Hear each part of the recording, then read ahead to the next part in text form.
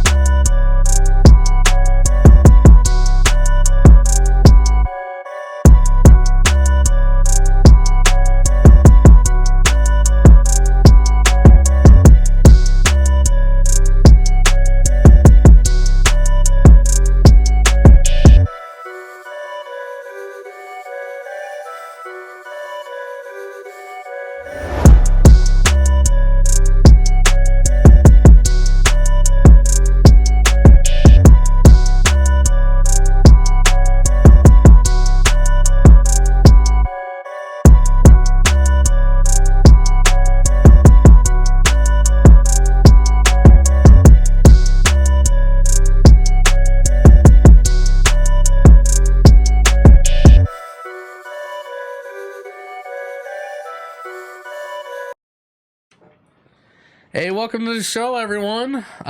We have comedian Michael Copenhaver. He's set to talk to us. We're going to be talking about daylight savings time. McDonald's apologizes for disgusting Halloween decorations. We also got playing with balls, crazy news, and much more. Keep it locked right here on the Epic Radio Show.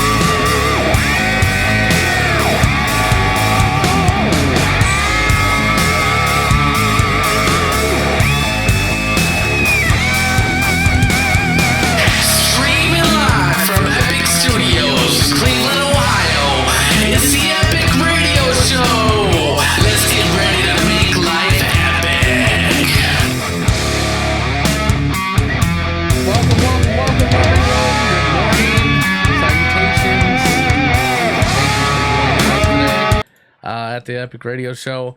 My name is Epic. I am the host of whatever you want to call this masterpiece that we have right now. Masterpiece. I don't know. It's a joke. Masterpiece.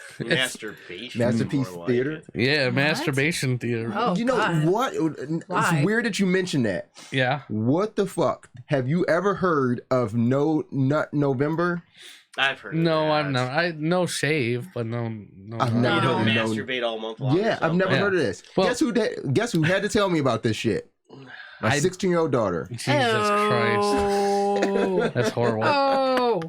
No. I never heard of that. And Oh, God, who no. you're already hearing before I get to introduce him God. is Oh, Larry. Hi, And guys. we got not Chris Kettler.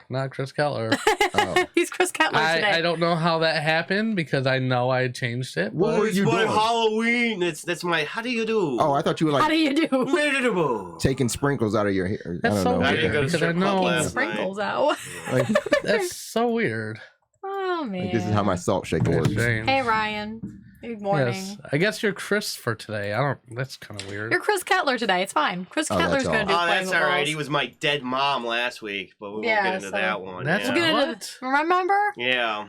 I don't remember Chris that. was saying that he was Mark's mom. Oh, yes. Yeah. Dead I mom? don't. You remember I that? don't know about dead mom. He just said You your didn't mom. know. He said it was his Yeah. mom. You didn't hear that? And you guys I look heard like that. I don't ghosts or something. We were spooky. Jeez. Oh, he didn't use the word dead, He but didn't by say dead. He said implying that Mark's. you're all see-through and he's a ghost. Either he's a Mark's terrible mom. comedian or he thinks he's hilarious. It's one or the other. Terribly hilarious comedian. Yeah, terribly hilarious. Sure. Yes.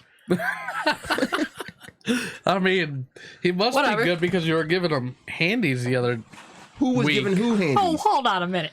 when Chris was pantless in the studio. Well, He asked a few weeks ago. If my bit's playing with balls, I better be playing with balls. Wait, you can play with Larry's your about own, to actually, scooch right? off a little I- bit. Larry's about to move over. Hang I on. already told him to scoot over. Now He that scooted it's- the other way, too. You just said Slowly. scooch. You didn't say which way. Anyways, Scooch. we have Mark Warren, not Chris Kettler. Here we go. Welcome. Yeah, you can tell because unlike Chris Kettler, I'm not funny. Oh. Oh, man. So bitter. I So think bitter. you're pretty- Stop You know what? You know bitterness. what's funny is What? like Chris Kettler. His nickname is the bitter dude but I think you're a little bit more bitter than A he is. little bit. Yes, Maybe a little. slightly. Oh, just you think I'm- slightly. You think I'm Just a cynical? little. Just with that condescending like answer you have right now, and Oh, that yeah, look at that's that the- face. See, Look at The his face. condescending face. bitter is not condescending, but It yeah, doesn't that is matter. a very condescending face you wear. It is. But he's like my both right dead now. mom. I'm not going to be thrilled about it. But is that your normal face though? It's my face. It's my face. He has resting like bitter face. First off, you didn't resting know your bitter mom face. was It's still the dead. same. You should initial. have, because I only mentioned Nice. it twice beforehand. Oh well, he Yeah. probably forgot. And it's fine that he forgot, because I mean, he's an elderly man. Oh my so God. of course he's going to forget. God. He's probably got the Alzheimer's. Wait, your mom is Alzheimer's. actually really The dead. My mom died 3 Alzheimer's. years ago. But he didn't say that. Well, Oh, he didn't say dead, but if He you're didn't ghosts last week, what does that imply? well, the reincarnation of. What? What? The reincarnation. My mother was never that ugly. Would your On mom her come back worst as day. your mom On came her back as worst Chris? day. Anyways, That mathematically wouldn't even make sense anyway. No. Okay. What you- No. Oh, She'd he be a was already- 3-year-old baby somewhere. Very he was already- interesting okay, I got you. conversation we're having. okay. Right now. So yeah, moving on. Moving on. That was good. Also in the studio was Ashley. Yeah, I'm Yeah. also here in case no one recognized my voice talking that whole time. Yeah. Yeah. Obviously. I should have stayed quiet that whole time so people questioned whether I was even here. Like, wait, is this it? Is that it? Chris said, "Hey, do you have something to talk about other than me?" I'm just saying, Hi, Chris. Lindsay. Hi, Chris. I'm gonna be quiet. He's gonna play that Mariah Carey song. Why are you so obsessed with me? Not you, just a thing you said, and oh, it was gangbusters, hilarious, man. Oh man, Why does the side of your can say 3-way? Because that's what I'm in the mood. That's for what he's in right the now, mood for. Yeah. He pulled that out of the fridge like, ooh, I'm going to take the 3-way. And I'm says- like, is that what you're in the mood for today? He's Just like, rip it yep. 3-way. He's Yeah. like, yep. I'm like, okay. I'm just going It's to stay actually over my here. favorite one too. Ooh. Yeah, he likes being in the middle part of the Eiffel Tower. Yeah, hi. I'm the again. strawberry. You're the strawberry. Are you guys having a 3-way You out have there? to see the can. I can't Yeah. see the can. Let Yeah. me see the can. Let's see the can. I want to see it. Oh, you can barely. The Oh, The the stupid green berries. screen. Yeah. The berries. I saw the berries. That was funny. Yeah. And it's funny that it's berries. That's Mid-berry. just as funny. It's all funny. Let's see. I just Funny saw that you said where it. to take our clocks back today. I don't Oh, 'cause remember the where I Twix and bought it, berries. let alone where I Put the receipt. Yeah. He's funny. A little. Yeah, We're I about to saw talk about that. daylight Mark. savings time. Well, Joe. I mean, Larry came a whole hour early. Fuck Yeah. daylight saving time. he was Yeah. all about Screwed me this. up. No, literally, I saw my clock changed on my phone. I was fine. I got up.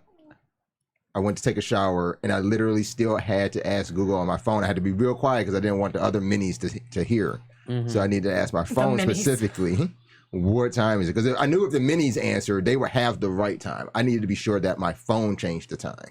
And sure enough, it changed the time. I was cool.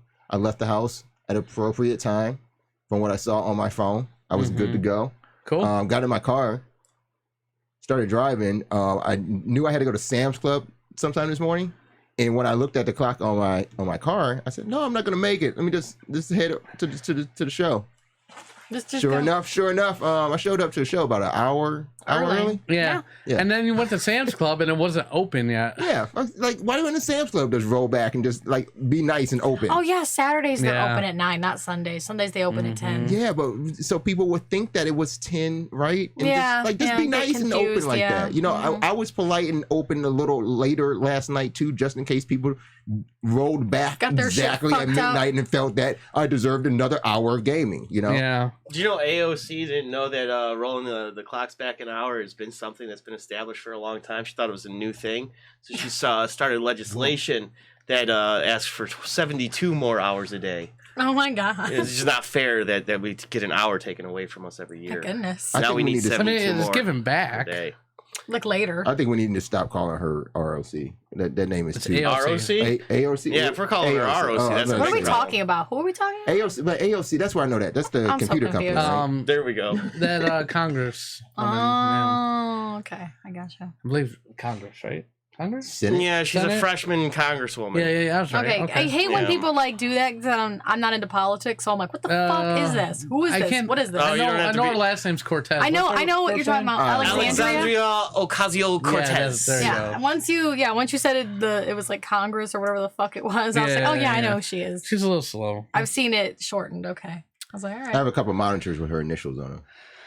Right. I mean, literally, you adjust the joke slightly. You can just put Trump's name in there. You adjust the joke slightly. You make it about Elizabeth Warren. It's, I mean, the same thing. it's interchangeable. It's all it's all the same. I They're all gotcha. morons. That's why They're we all don't really millionaires, talk so about- who gives a yeah. crap about them?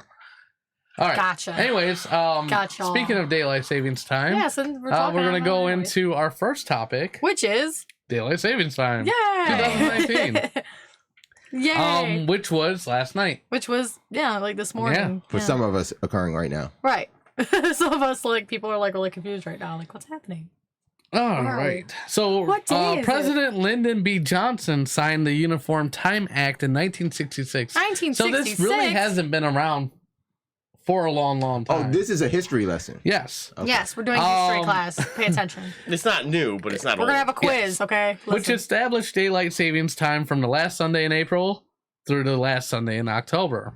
After one Oh. change to the start date in 1987, another extension was made in 2005. That year, President George W. Bush extended daylight saving time even further, Dang. changing it to the second Sunday of March through the first Sunday of November. Dang. The change was made official in 2007.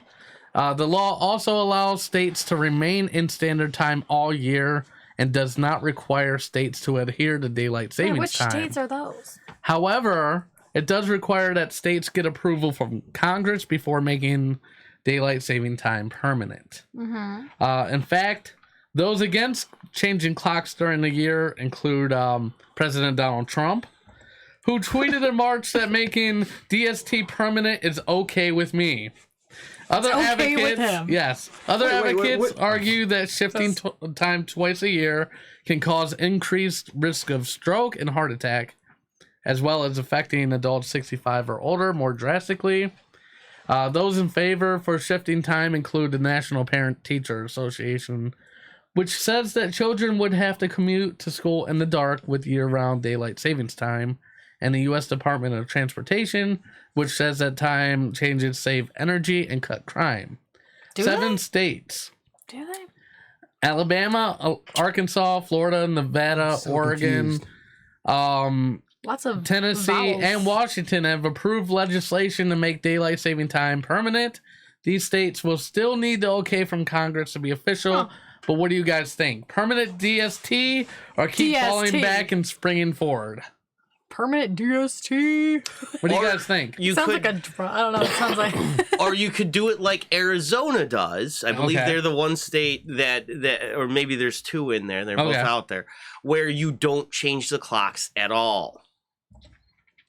See, and It's a hard thing to research, but that's you're in there. saying just staying standard all year. Where it's standard Yes. all year stays round. the same. Does not. Go I back and forth. agree because I actually like Hey, Angela. the sun setting later.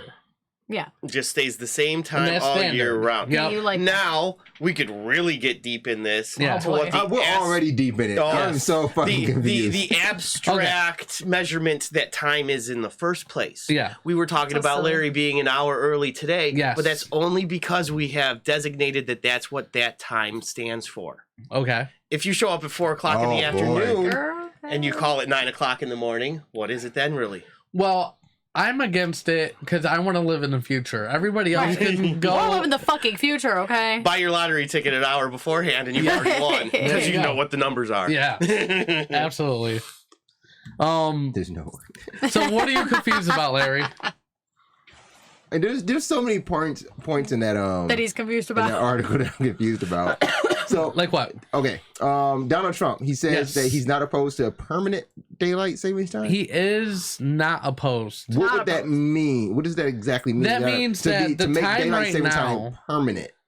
Daylight savings time is now. So the hour back Okay. No, it's the other But way I turned around. it off. I turned it on my car. I turned it off. Yeah, this is the end of daylight savings time. So now we're back in standard time. He wants daylight savings time all the time. Gotcha. So when it hits on the second See, I weekend always in get March. confused with that. Oh, me too. Trust me, I learned this in the last that year. was the I confusing feel point. like there's a lot of Yeah. confusion in this room right now. So, Okay. So it's fine. with the way it would go is once it hits the next March date, and Donald Trump would be like, "Okay, this is great. We've got one more hour. It starts a day. This is It where it's starts an good. hour earlier. It's good. It's great. This is the best hour. It's my best hour. This is the hold on, finest My hour." best let hour. me explain. Let me further explain the confusion that I'm having. Yes. What if you say I'm not opposed to daylight saving time? Mhm. Actually, wouldn't you want to say I'm not opposed to keeping standard time? I'm so confused. Yeah. Because the only way you get to the no. only way you get to daylight saving time is by changing the time. So why would you want to make the change the permanent one and not Just stay with standard time. right? That's highly confusing to me. and I just Well, want to be sure that I'm not the only one Oh, to hear your that. No, confusion you're makes not- you're- perfect sense. I kind of agree, and the only reason why I agree is because during daylight savings, it gets darker later. yeah. That's I know the what only you're saying. reason. Yes. But this is Yes. where we get into the abstracts of time and what Okay. time is. Okay. With Because- Mark Warren. So wait, Yeah. what would you rather happen? Would you rather happen time? Would you rather it get darker later for 6 months of the year, or would you rather Well, And it's only about 4 or 5 months. it always stay bright for 10 months of the year? Because that's the ratio you have there. You have the 6 months between you have Hey, 8 months between 4 months, right? and here's where we make the distinction here is that it's always the same amount of time that you have Right. light or darkness regardless. Well- it's just the hour in which it occurs in. We call it 5 I get o'clock. that. Yeah, I get it. But what I'm saying though, okay, so like for example, saying what's the shortest day of the year? The January? example December is like 22nd. reality. You realize Is that, it right? January? In this situation, December 22nd. the example is now. December 22nd. Okay, so Right. now Now, see? usually ahead. what'll happen is okay, so like December 22nd, say it gets dark at 4 o'clock. Yeah. Well, because of daylight savings, Yep. if it was to stay, right? It would be dark at 5 o'clock. Yes. It would Yes. still give us an extra hour of light. Even at the shortest time, an extra hour is still an extra hour of light. But it's merely our perception of what it is. Why not just start your day an hour earlier? So are we trying to save light, or are we trying to make more time for Well, ourselves? Because you literally cannot do See, that. the thing Because is, there's though- always the same amount of light No, regardless I of what time you understand that, call it. but On the other side of the world, it would be 4 a.m. here. I understand that. Okay, so I know you're understanding. I'm just... This now From- leads to my next point of confusion. okay, George Another Bush point of Yes. was confusion. a C average student. yes. He was able to wrap his head around this to actually extend And you this can't shit, right now? like, by weeks God at a damn it. time. Like, no, I'm rapping. Are you rapping it? Like, is it full? Is it? No, I'm good with it. I Okay. completely understand it. My confusion comes from the statements in that article, from Trump wanting to Hey, keep Angela. daylight savings times permanent to it being Hey, George Ryan. Bush who actually added more time on what was the change. Well, right. not- More time in the calendar months. Right. And, Right. and then you go into like what actually are the equinox. That's what actually brings this about. Right. So Yes. for George Bush to actually be able to pinpoint Me that too, shit I mean. is surprising. I mean, Well, I doubt he did. I doubt he wrote the law. but his involvement in it. His involvement in it This is is a surprising. the Yeah. wonderful thing about George W. Bush is he's certainly not a genius, Yeah. but he's also not a moron. Yeah. He can't speak for crap. Yeah. I'm gonna put food on my family, whatever else. I mean, the guy bumbled over his own words. Yeah. But mind you, him being a C student, that was at what, like Yale or Yeah, Harvard or some yeah. nonsense? We would have flunked I guess out of that's there. impressive, Yeah. right? Yeah. Not impressive, but it's, On that level? No. go be an average student at a really good university, or Yeah. he I could have been an agree, excellent yeah. student at like Cleveland Well, State. plus- Probably not. That's not plus, even true either. I mean, You hear the way he you talks. gotta think about like where Everybody he grew talks up that and way. how Oh, he man. grew up in a pretty small town and shit, and it's just the way. W? Yeah. Doesn't matter where he grew up. He said was W? wealthy. Well, he was I wealthy. love how you say W. But W? Dubs? he was Talking about wealthy, Dubs? but Oh, you D-dubs? still pick up. This is so funny. You still pick up like habits of people that you surround I yourself love with, it. It was great. and Didn't he grow up in Connecticut? No, I think he grew up He's in Texas. His Yeah. family's from Connecticut. He's more of a farmer. No, his wife's family, I think, was. Check out the bushes too. The bushes. Look at them bushes. Look Yeah. into them bushes, right? Look into them bushes over there. I love mean, those bushes. They're trim so the hedges. nice. A bird in the hand's worth two in the bush. A It's a birdie? saying. A birdie? That always bird. made me laugh. It's a Bird. bird. And he's from Vermont, not Connecticut. Bernie's Vermont. I mean, these man. are all wealthy people. I mean, it doesn't really matter at the end of the day. I mean, George W. Bush, Donald Trump, even Barack, they can all talk relatively like us regular people, but they're more educated than we are and they're wealthier than we are. Yeah. That's it at the end of the day. Well, I mean, I don't know. Like George, man. George. George Yeah, W. W. man. He's But don't forget that his father was the president of the United States of Yeah. America, and his grandfather was a wealthy businessman. I do mean- get that. I'm trying to say this, but I can't get my thoughts together. Like That's what happens when there's quick, four people like, in a room. Yeah, that's what I'm Okay, saying. we're about No, I we're get, about I get his. what you're saying, though. Well, let's just say that he had a little bit more dumb hillbilly than Dumb some of the hillbilly. other people. You know what I mean? Like, Those were the two words you were trying to form? That well, was no, dumb. but I'm trying to fucking like say what I want to say, but it's hard when literally in the middle of my sentence, like somebody else jumps in. Say it. I'm done now. That was enough. That was enough. Okay. So, Are you done anyways, now? daylight savings. Nobody answered a question. So what's your question? So the question is, should we keep it like daylight savings all year, or should we switch to standard all year, or does it even fucking matter? Stop saying that. You're still saying switch to standard. It's standard. You Yeah, don't the standard switch is to the beginning, and standard. you'd Like, switch to daylight savings. I'm saying switch to standard permanently instead of So going, keep it yeah. at standard permanently. Jesus fucking Christ! But Yes, that you matters, motherfuckers. but that yes. matters. That really matters in this time, God in this damn! situation. I have 2 Larrys today. Damn. God damn! Hey, Sheila. Maybe you just grew up in the same kind of neighborhood W grew up in. I don't know. Maybe, W. man. Maybe. W. Well, that, I love way, it. that way you don't confuse it with Herbert Walker, his father. I'm better with keeping it standard the entire year. See, but that's where the sun sets at 4 o'clock. I'm fine with that. And quite frankly, it's just the abstract. I'm a night owl, so I don't really need the daylight anyway. I'm going to be up until 3 a.m. Why can't we just adjust our lives? That's why so many places have 6 to 2 shifts or 7 to 3 shifts. I know people who wake up at 3, 4 in the morning and start their day. By 9 o'clock, they are eating lunch. Like, it's no joke. Like, Yeah. I mean, a lot of business people do that. Yeah. What we've done in this discussion about what time is and daylight standard time and the original and all these other things is that we've gone and we've taken what is on our longest day of the year, 16 hours of daylight, Yeah. 17 hours of daylight, and then we know on the shortest day of the Hey, year David. it's 9 hours of daylight. Something like that. So if you just have those perceptions of knowing what it is, you just adjust your schedule accordingly, and it doesn't matter what the clock tells you what time it is. We do have comments in here. Be though. smarter than the clock. Let's see. Where does it start? You could read through these two. I think we should only Thomas. be able to work during daylight hours. That's not a bad philosophy even. And if you can set your life up like that, that's great. It's we base it all on the 9 to 5 workday.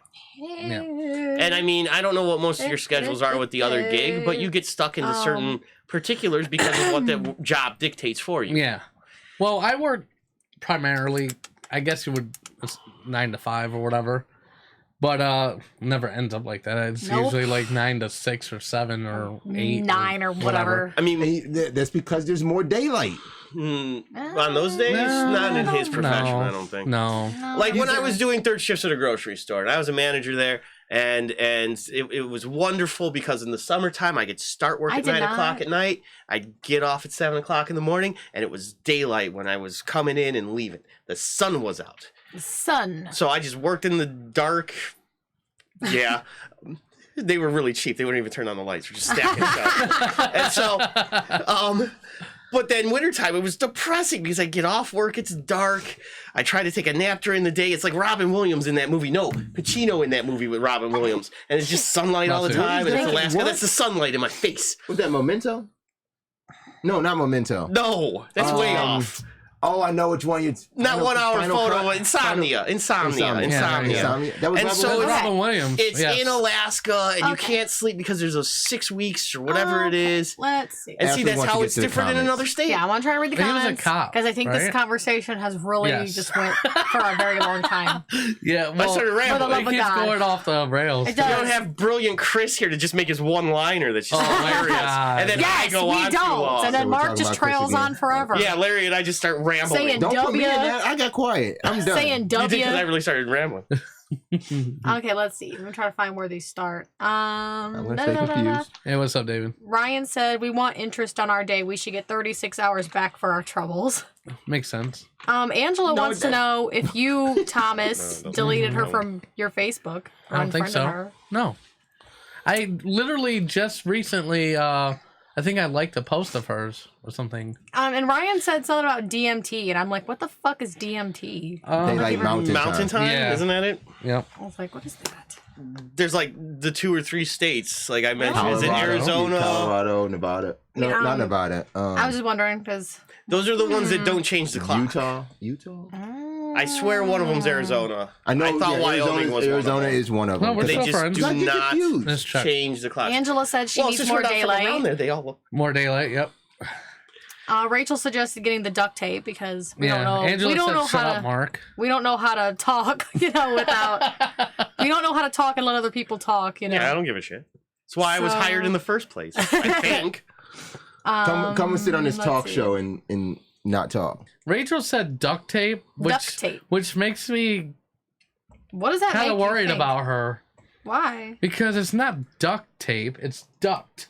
Well, We yeah. do have With a a T. company Oh, out here in we this go. area. Now you though. talking about me? I can't be technical. Are you serious? Yeah, and I'm glad David's Rachel! back on today. Oh my God, why are you yelling, Rachel? I didn't. I didn't. Rachel's say- the one who put it on there, right? She's Why are you just gonna in the yell other at her room. like Larry, that? first Shit. off, Want to ask her to I fuck with clarify? you. Secondly, I didn't say you couldn't be technical. Just sometimes you're over technical, is what I'm saying. You're going Ryan said, not Larry, lol. no. He said. I know why he's saying that. I saw What is when he he typed that. saying? He's not saying it because no. Are you not Larry, sure? Not technical. Are you sure? No. I feel like he's agreeing with us regardless. You're just No gonna matter use, what you're you just gonna say, use it he's for your own agreeing. purposes. Yeah, he's No. agreeing with it. Yeah. He's Nah. agreeing with him. Hey, That's all but I that's know. your personality. We love you for it. It's fine.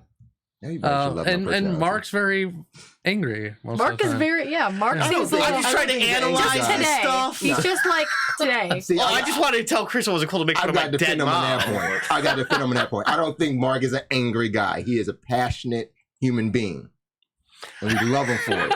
Okay. I'm analytical. Angela said Rachel is sensitive. Be easy.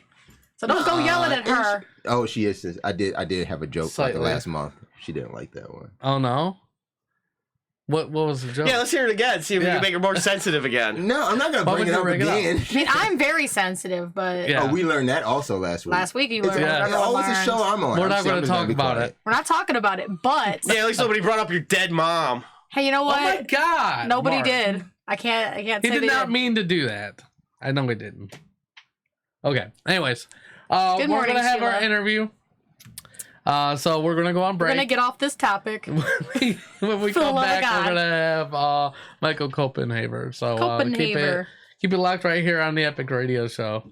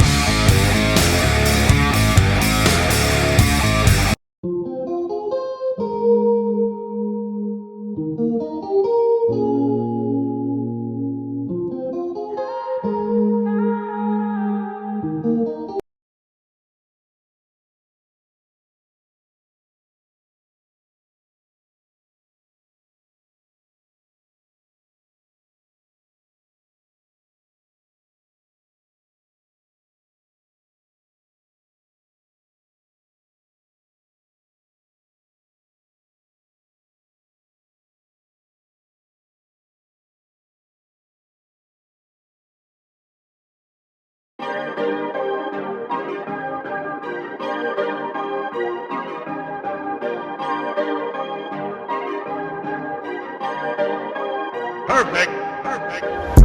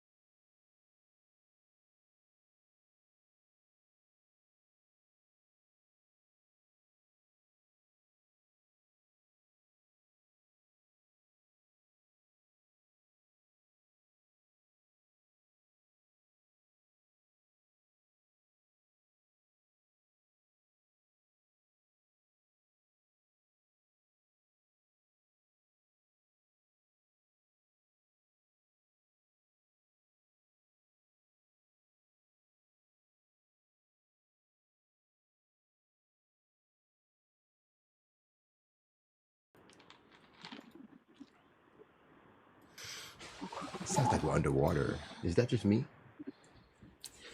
I'm afraid to talk because I think Evan's going to yell at me again. Oh shit! Yeah, he's coming back. Okay. All right, welcome back, everyone, to the Epic Radio Show. I have Michael Copenhaver on the phone. Everyone, give him a What's big happening, welcome. Hey, what's up, man? How you doing? It sounds like you're driving. They're drowning. Yeah, another day in paradise. Yeah, Living that Amish life. that's right. So you're a comedian. Where are you from originally? Champion, Ohio. Yeah, which is where? Small town, northeast Ohio. If you've ever heard of Youngstown, it's like 25 miles north of Youngstown. Gotcha. Like just north of Warren. And how long have you been doing stand-up? 6 months, 2 weeks. Really? Only that short amount of time? Yes. What made you decide to get into stand-up originally? That's something I wanted to do for a really long time. I wrote for about a year and a half, maybe a little longer than that, before I actually stacked up to the stage. Just one, had to try. I knew if I didn't, it'd be that thing that I'd always regret. The thing I was worried about first up was I was going to get addicted, either because I did so good I'd never want to stop, or I do so bad I wouldn't be able to live with myself ever trying again. That sounds about right, man. That's kind of like what I did. Kill that night, this. but I did a lot better than the first time, or usually what I would think. But I don't know. Maybe I'm totally wrong too. you said you killed that night. You killed the first. I night? did not kill. I don't think. No. Gotcha. I would not say that I killed, but I did get my laughs here and there. And I don't know. It was just enough to keep me coming back. And worked on my material a lot. Like if you watch my YouTube stuff from my website, it's my first 7 times on stage ever.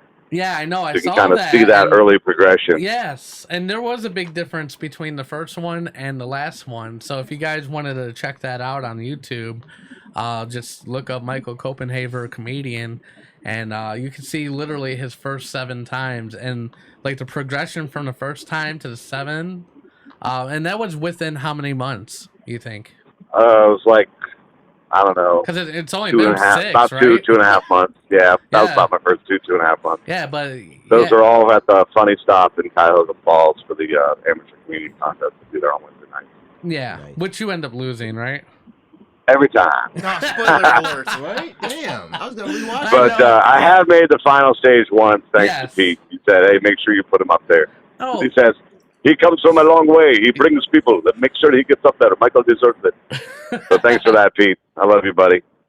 Also, I wanted to bring it up because, like, what do you think? Like, so you lost your first competition, but you still want to do it.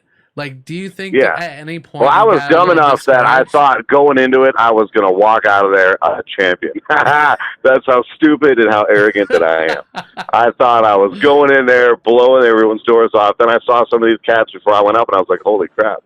These guys are like for real comedians. Yeah. And I had a set and everything, but it's, that was a fledgling attempt. All those jokes in those first 7 videos and everything, they've all evolved. They're totally different now. So I don't care if people watch them. Yeah. It's still worth coming to see a show because they're not the same jokes anyway. They've really made a move. I do a lot of writing. I have some friends. Do you helping out with some of that stuff? That's something that happens quite a bit in stand-up where people go ahead of you and you like their material and you just start kind of questioning yours, like, wow, like they killed, like maybe I should go a different direction or something. In the very beginning, I never thought about going a different direction, but I thought, man, I'm way out my league. I'm never going to win this thing ever. But it comes with experience. You get up there, the more times you can get up in front of audiences, the better off you are if you're actually trying to stand up for the first time. So, I mean, like I said, I'm only 6 months in, just a little over. But, I mean, I've got 30 good tested minutes that I've used. Ooh, 30. Nice. Wow. Right. And I talk to some people that's like, yeah, I've been doing this for 5 years. So how many minutes you got? They're like, well, 10. Yeah. And I don't get it. I don't write prolifically, but the bonus I've got is I'm 45, right? So I'm older. I have a lot of life experience, and that's what I do. I get up on stage, I tell mostly true stories. Yeah, speaking of that, so you're actually working right now, and this is kind of like Correct, your job. correct. I'm on the job. Yes, and you have a very I guess not. I wouldn't say strange job, but it is out of the Oh, it's ordinary. strange. Yes. You would be correct in saying strange. I drive the Amish. If you're not familiar with Amish, just look up Breaking Amish on YouTube. It's really funny. Yes. It's not like that, though. I mean, that's a total put-on show. I hope people don't actually think that's the way it is. I mean, some aspects, sure, but a lot of it, no, if it's total reality bullshit. TV, In they fact, definitely. I have believe a it. 6 degrees of separation to Breaking Amish. I Yeah. know relatives of half the contestants that were on that show. Okay. So I'm just, a couple So- steps removed. I guess, just since you seem to be kind of like an Amish expert. Oh, I was gonna say citizen. I thought you were gonna say. What were you gonna say? I thought you were gonna say. I've been in the citizen. community for almost 13 years. Yeah. There's So- a question That's a Amish. I can probably get it for Yeah. you. So, like, what do you think the general misconception is with the Surprised Amish? he hasn't converted. Well, I can tell you the 2 most often asked questions I get Yes. about Amish, if Okay. that'll help. Yes. Number 1, you ever get any of that good Amish weed? Yeah, that doesn't exist. The best weed in the car when I'm driving Amish is my weed. Ooh. The good Amish weed does not exist, people. It doesn't. It's not real. It's a myth. They're like, oh man, they all got those. What do you call it? Those greenhouses out in front of their house. They all got those greenhouses. They're growing it. They're growing it. No, man, they're growing strawberries. They're growing tomatoes. They're for real. There's Yeah. no They have one of Amish those marijuana mafia pies that they made. pipelining marijuana to the Midwest. That's just not happening. Yeah. Or if it is, I've never come across it in almost 13 years. I've never. And I've heard got a of the pretty good correlation. nose for that type of thing. And I think if it was You know that what else? prevalent, I'd smell it driving around. Yeah. It doesn't exist, people. I've never heard of the correlation between Amish and weed. Actually, I've never heard Must of be that. on that Amish Mafia show. Just heroin. Now, Right, right. Like, just Heroin. heroin. Heroin, that's correct, but not I've weed. actually heard meth, but not weed. Meth? Yeah, just countryside How? stuff. the kids that leave the Amish. Yeah, country bumpkin stuff. And that's another God. misconception. You Yeah, know, I've never seen an Amish meth lab, that's for sure. I'm not Well- saying they're making it. I'm not saying. I was breaking I gonna just it. don't see them out there with Bunsen burners, No. bro. the It's not true really up to Amish, date. there's this misconception that there's a certain period in their life where they get to leave and experience the world. Yes, Rumspringa. They don't necessarily leave, Yeah. but they're allowed to sample the English culture. They call us the English or Yankees. Yes. But most And of them don't they leave. come out, they sample our culture. Like sometimes it's pretty funny. You take a van load of these girls to the bowling alley, and they will transform when they get off the bus. They'll go inside, put on a bunch of Yankee clothes, hang out for the night, Huh. Amish back up, and then jump back on the van with me and go home. Wow. Yeah, insane. It sounds like a good time. I know, right? What the hell? Which the I wonder bowling what alley? kind Well, of they're high just is trying to they see use. what they want to do. I've Because always once they get wondered, confirmed, like they lose a lot of stuff. They can't do a lot of things. I've always go Amish. I've often wondered though, if they take care of their bush like they take care of their actual fields. Well, that leads me to my second most common question. Have you ever gotten on with one of those cute little Amish girls? And hell no, I haven't. Because I'm telling you right now, that is going to be a bush to be reckoned with. I've seen their legs, man, hairier than mine. Jeez. They run around with no shoes on constantly. They like little hobbits. Like little hobbits. Oh my god. Like fawns. Weird, I'm getting turned on. A little bit. It might be a little bit weird. That's funny. Mark's getting turned on over here. Oh with it. yeah. Well, I'm glad I was Jeez. able to bring him down. Yeah. He was getting a little fired up in that daylight savings time I conversation. see, yeah. They stole our hour, goddammit! Well, I mean, contextually, it's still always the same amount We're of time. not gonna get back into Oh it. no. Yeah, I didn't mean to bring that back up. I'm sorry. Did it So on purpose. Sorry, at least you didn't you bring tell up a lot bombs. of stories from your experience driving the Amish. Also, you talk about a little bit of your divorce and your sets. Why do you think that's important for you to? Oh, Is that like your way of? It's like free therapy, right? Yeah, that's what I'm saying. Because, you go to a therapist, you pay him a whole lot of money Mhm. just to get his reaction of either you're a lunatic or you're not. I figure I can go and unload that stuff on a bunch of audiences for free, and then, they're either laughing and I'm all right, or they look at me with shocked, horrified faces, and I know maybe it's time to maybe seek that professional help. And So it's like a free litmus test for me. And you do a lot of internet dating, is that correct? Used to, yeah. We're off dating now. we're done trying. Comedy is my mistress. Gotcha. You talk about a little bit about that. So, I guess tell me a funny story about internet dating. All right, internet dating in a nutshell. Yes. I'll use Tinder as an example. The first thing about Tinder was, right, my son, he's recently turned 18, so I had to have the awkward conversation with him, you know, the conversation I'm talking about. Hey, what is Tinder and how do you use it? So for the next 2 hours, I spent the weirdest time of my life getting, you know, the finer points of dick pics from my 18-year-old kid. Yeah, it was terrible. So I finally get through, and he gets me this thing set up. It's on Tinder. And in 2 days, I learned one valuable lesson about Tinder. This lady, she's 54 years old. I'm 45. She sends me a message. She says, "You're way too old for Tinder. Nobody wants to see that." What? Oh my God! Fuck that bitch. Right. Yeah. Now, like I said, I'm 45. She's 54. 9 years my senior. And I learned a hard lesson that, you know, Tinder is for any chick, but just young dick. That bitch, she had her filter up that high. There's a range you can search for. Yeah. That's her fault. So I decided to jump right off of there. Oh, you should have sent her But back. I have had a little bit of success, I guess. But I mean, in the end, I mean, you end up single. That's how all relationships end. You know, they end one of two ways. You either get married, or you either break up, or you get married and then have a much more expensive breakup. Yeah. Is that how you met your stalker on Tinder? No, I never had any success on Tinder. I like I said, I was way too old for Tinder. Gotcha. So pretty much, it drove me off in 2 days. No, that was Facebook type thing. Gotcha. Yeah. Yeah. So you mentioned a little bit this morning before the show. I wasn't going to bring that to light unless it was brought up. But yeah, let's talk about it. Yeah, might as well. Hey, free therapy, right?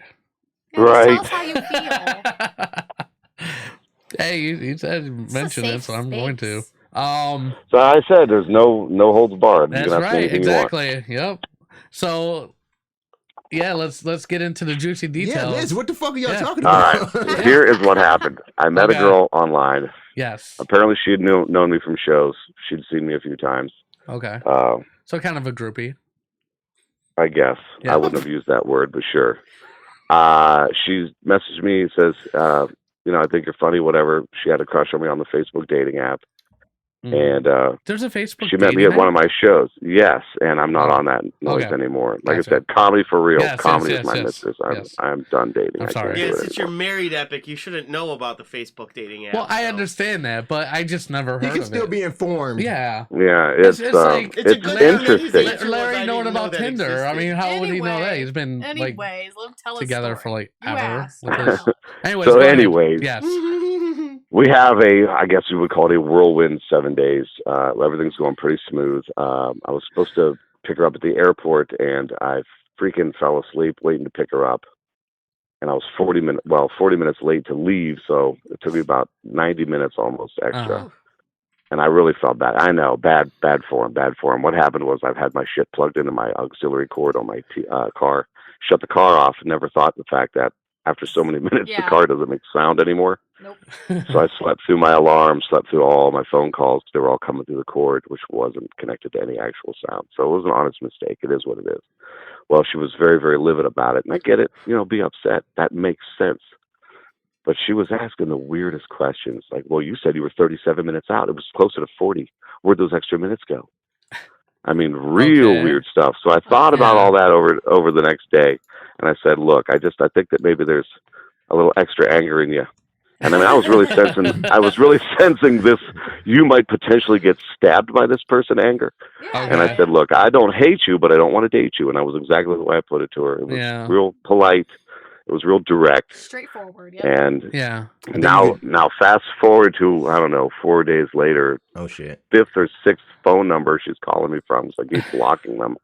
100 or more angry voicemails. Oh no. Well, what's the end game? I don't know, to show me you're not an angry person and I made a mistake? I don't understand. But it is what it is. I mean, she apparently developed a lot stronger feelings than I did in 1 week, and I saw something I didn't like, and I was done with it, and it was time to move on. You know, cut your losses early, before real feelings develop, and you move on. How old was she? And 39, I think, 37, 38. You think she late kinda, 30s.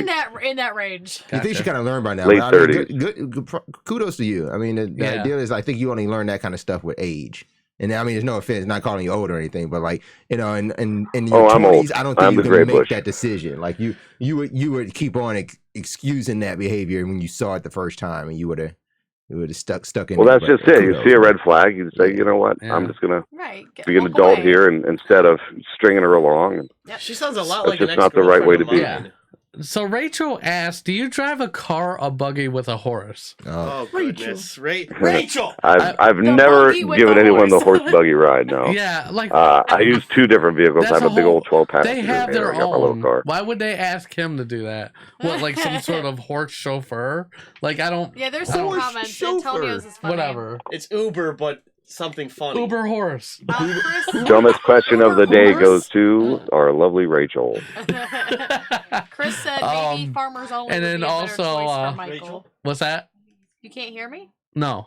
Oh. No, I'm just making. Well, Chris Kettler said maybe farmers only would be a better choice for Michael. Yeah. instead of Tinder. No. Comedy is my mistress. That's the only woman for me. For real, I'm done dating. Yeah.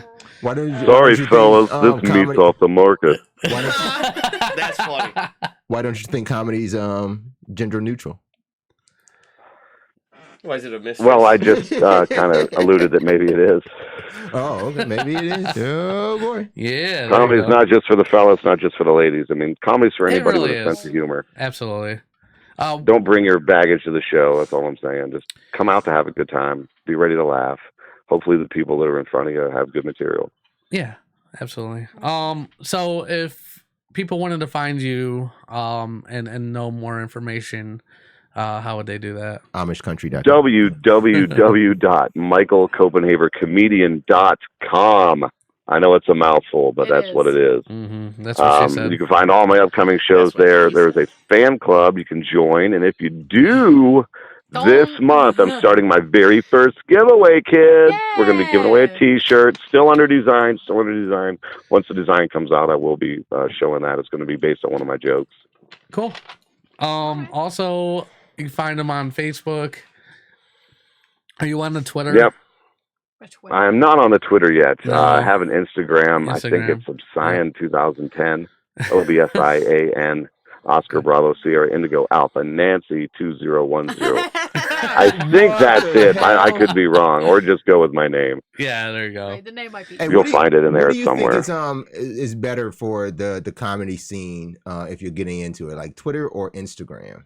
What do you think you're finding more success? Well, obviously you're not. Well, on my Twitter, kids being their age, I have a 19-year-old and an 18-year-old. They tell me Twitter's where it's at. I got to get my ass on Twitter. Interesting. I haven't yet, but that's what they say. They're like, yeah, Twitter's the one. Twitter's the one. Yeah, we haven't really had much luck with Twitter. We've pretty much every other social media we're okay, but Twitter is kind of hard.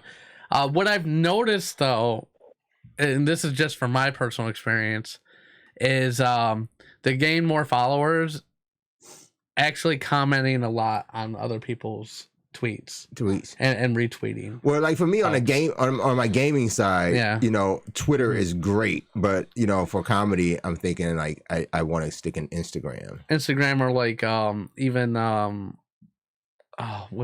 just because I can put like quick videos up, or I can I think I have an Instagram, but it's basically other comedians. That's pretty much it. All the other comedians I know. I'm pretty sure they're not coming out to see the same shit they've seen already for the last 6 months. Well, I'm going to find you on Instagram. It's the Larry Braz. Check me out. We'll talk. We'll do. Yeah, Larry wants to try to get into the stand-up world. It's an interesting world. It is a broken people parade. Have a good time with that. I'll be 37. Be prepared to talk about yourself. 37. I'll be 37 in December, and my goal is I'm kind of thinking almost like what you stated. If I don't do it now, then I'm never gonna do it, and I might as well just get it out of the way. If I fail, then I fail, but at least I did it. So I'm doing it for my birthday. That's just it. I mean, and don't consider anything a fail. Honestly, there's no such thing as a good or a bad room. It's either you're on it or you're not. Mm-hmm. Sometimes the audience just is not engaged. Sometimes you're just not lucky. I mean, I say there's no such thing as a bad audience, but Antonio said dating me always seems like a job interview. Yeah. It is almost like every time you go up in front of a crowd, it's like a first date. You get those first couple of minutes, and if you don't have them, well, you lost them. They don't want to date you anymore. You're definitely not getting lucky that night. Yeah. I have a question for you, Sure. Mike. Yes. So, about how many minutes do you normally do? You say you've been up there about how many times? I watched a couple of your videos. I saw it about 5-6 minutes. Is that more the normal of what they ask for? Is about 5 minutes? Well, the most I've ever done at one spot was about 45 minutes. Nice. But I'm going to tell you right now, at least 10 of that was throwaway. That's how I found out I definitely got 30 good minutes. Okay, Gotcha. understandable. I was keeping them engaged for a good long while, but there were some spots in the middle of us trying new stuff. I had all the time in the world. Gotcha. And that was a lot of fun. I was thinking I was up there for about 20. So when I saw the video, I was like, what? Look at that timestamp. Wow. I couldn't believe it. That's awesome. I wasn't really doing a lot of crowd work.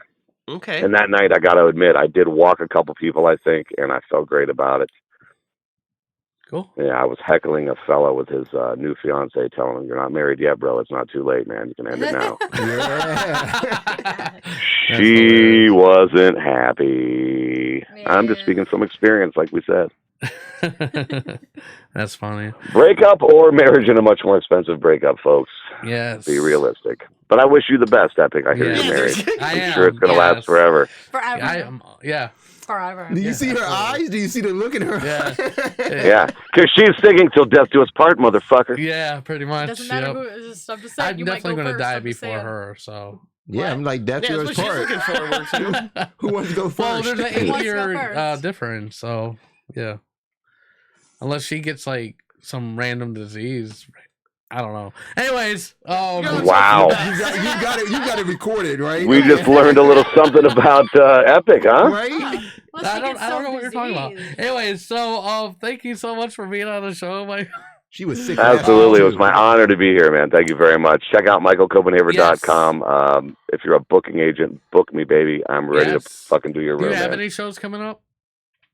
I've got a bunch. They're all on the website. I should have wrote some down on my hand or That's something all so I right. could talk to you, but Well, I'm on I the mean, road, man. If you guys are interested in seeing where he's going to be next, check him out on michaelcopenhavercomedy.com. All right. Yeah, a lot of spots in Warren, Youngstown, Akron, Cleveland. Awesome. All right, so we're going to go on break, guys, and then when we get back, we're going to have Larry Player 1. So keep it locked right here on the Epic Radio Show. Epic Radio. Thanks again, radio show, Epic Radio Show. Thank you. No problem. Thanks.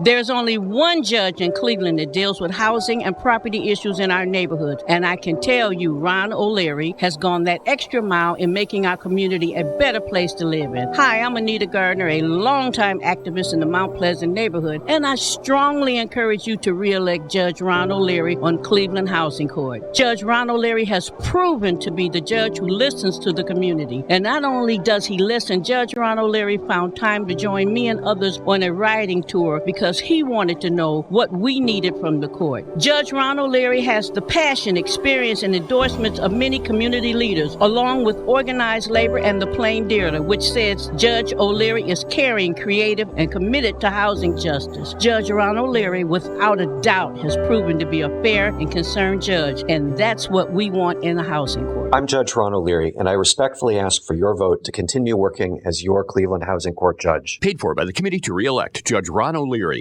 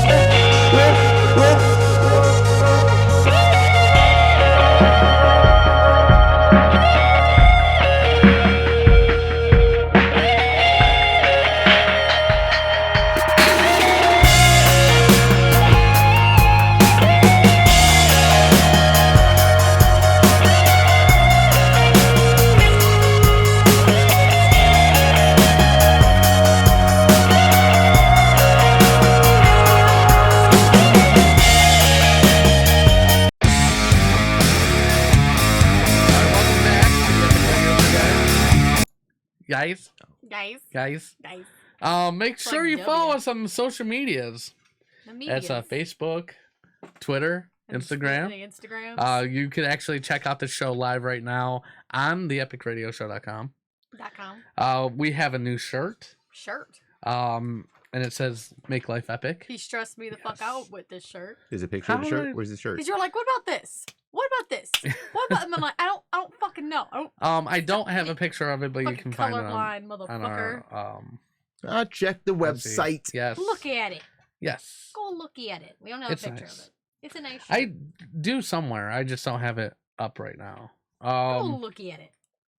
Also, I don't know. We can do a cross promotion with our shirts too. We could do that. Yeah. Yeah, we should work on that. We got a cool shirt out. A lot of gamers, especially in the FGC, the fighting game community, they always they rank cereals or candies or chips and stuff. Mm-hmm. So like the biggest thing is what's your favorite cereal? Like what's your favorite cereal, Mark? Whoa. Whoa, he's usually like pretty quick with stuff. Like he knows he knows himself, but he doesn't know what's your favorite cereal, Epic? Reese's? The Reese's cereal? Reese Puffs? Yes. What? Okay, so like the shirt would say I'm top tier like Reese Puffs. Okay. So like we have some on our site already there. I'm top tier like Captain Crunch, and I'm top tier. No, Cinnamon Toast Crunch, and we have Lucky Charms on there too. I love Cinnamon Toast Mark Crunch. is still thinking this. Maybe he doesn't eat a lot of cereal, Lucky Charms? maybe he really likes cereal. We don't. I asked somebody once, bless me, Lucky Charms. what's your favorite cereal, and they came back with Quaker Oats. Quaker Oats. Strawberries and cream. And that went on, we had to go on a whole nother tangent. That's like, oatmeal. is oatmeal cereal? cereal? Well, if you look at the packaging, it says cereal. It does. Really? It is. Ryan, It's a form. Ryan wants to know, will you guys do a TikTok? Oh man, We're not 15-year-old children. I try to do so, TikToks. yeah. I record them with my daughter, but she doesn't post them because she just Embarrassed doesn't of you? post. Yeah. No. She shares them with her friends. She doesn't Gotcha. post them online because she doesn't want I she doesn't want to get into. I got all into that. TikTok for all of a month. Turned out it's a bunch of children on there. Yeah, it Emily's- is. pretty cool, though. Emily's Oh, actually it's on it. neat, but it's not for us. Yeah. I'm a 35-year-old white man. The last thing I need is a bunch of TikTok. Well, if you had a 16-year-old daughter with you doing a because that video, makes it looks fine really for cool. you have a child. Yeah, he I'm a does not- single 35-year-old dude. I can't take walks in the park. I've got friends that are like Yes, 30 you that do can. I can't TikTok. have a TikTok. Just got don't some have a pretty creepy success- van. I've got That's some all you pretty gotta do. I successful can't own a friends on TikTok. van. Yeah, you can't own a van. a big van Nope. with black windows. I would Nope. not be able to drive the Amish around. But you can own a sports car. You can own a buggy and a horse.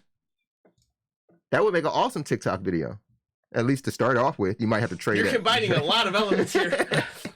I'm just saying that as a 35-year-old single white dude, there's a lot of stuff I can't do. I have Having seen a some very- TikTok is one of them. I've seen some very I had creative to- TikTok videos, and I think that we can Do put a one TikTok together. with Larry. I had to piss so bad during Halloween. Like I was half tempted This to is like unrelated. it is Okay. related because Get like there. all these fucking kids were around. I'm like, man, I can't just pee on a tree or something. Like I'm All gonna get these- arrested. Were you walking around the streets of your neighborhood? Well, Were you gonna make You a can't do TikTok that video? anyway. Were you I gonna don't do? know if children around or not. You gonna make a In the TikTok bushes. video of you pissing on a tree? That would be hilarious. No. But no. Nope. No. Do it with the music from "It's a Wonderful Life" going on in the background, or And like he's spinning- lines from he's it. spinning around I'd a tree lasso holding the his moon dick. for you. I'd lasso the moon for you. Murray, you want me to lasso the moon for you? Oh, my Oh God. man. That's funny. That's All right, funny. Larry. It's not a callback to anything though, so Yeah. hopefully it just stands alone as being funny by itself. So where do you want me? Just we're kind of talking technical real quick. I'm Real gonna pee quick. real Before quick. we do your Real quack. what are you doing? Pee real quick. I gotta go. He's gotta go. He's gotta go find a tree outside. I guess He's so. gotta go run Jesus. outside real quick. I like how he just disappears into Damn, the you have to walk up the into the stairs so night. loud. And just stomps up my stairs. Yeah, no. So Larry, the two things that you sent in an email, do you want that part of your your Yeah, segment, sure, you can throw that at the end. or do you something. want it like as an ad? Or does it matter? It doesn't matter. Okay, I'll probably do it as Just an ad. surprise me and then Gotcha. yeah. Surprise! Okay. I don't ever want to make things a big deal. Even though Yeah. I am a big deal. No, I'm just playing. Whatever. All right. Well, anyways, It's so green. what do you mean? I'm just not noticing. Never mind. No. Okay. He doesn't Okay. know. Anyways, it's time for Larry Player One. Hit my That's hot not it. intro. That's not it.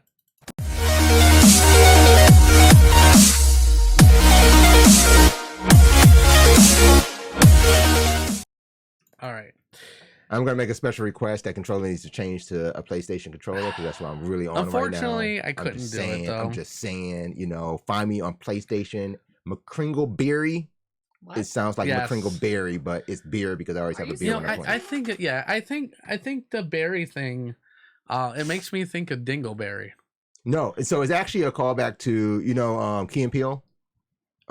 Yes. The show. So they did this segment where they were talking about the weird names that sports athletes have. Yeah. And one of the players is, "Hi, I'm Dingle McCringleberry." That's very strange. And I thought that was the fun of all of them. You got to watch it. Find it on YouTube. Key and Peele. Look for hilarious college athlete names. But that was the one that stood. There was so much of them, but that was the one that always stood out to me. And then they always brought him back. So like they did follow-up segments with Larry McCringleberry doing an interview. Not Larry, well that's why I call McCringleberry, Yeah. Larry McCringle. But Dingle McCringleberry would do little post-game interviews, and they're awesome. He's all excited about this. Yes. It's an exciting time right now. That's what Are you also excited about Sony's announcement? So Sony's announcement was a little a few months ago about some confirmed details about the PlayStation 5, but not about that. Oh, not first. He's like, just Sony's first announcement. Okay. Yes. Well, it was an announcement, so we'll go back to a little bit of what was happening. There was a earnings call, and they were able to talk about some of their financial statements. The article that we're talking about is the good news for Sony and the PlayStation 4 is now becoming the second best-selling home console of all time. And that's big for them. And it's big for them and almost expected of them, because actually right now the highest selling console of all time is the PlayStation 2. And now it has surpassed the original PlayStation. So the top 3 home consoles of all time are PlayStations. Yes. But in no particular order either, So it goes 2, 4, and then original. Yeah. So now, and then keep this in mind too. This all comes from financial statements that were released from Sony at the end of September. Yeah. That are a lot of analysts are getting their hands on. So really, this was a piece of that financial statement that was kind of buried in the news. The biggest thing that came out of that though was knowing that the PlayStation 4 sales have slipped over the last quarter, over this previous time last year.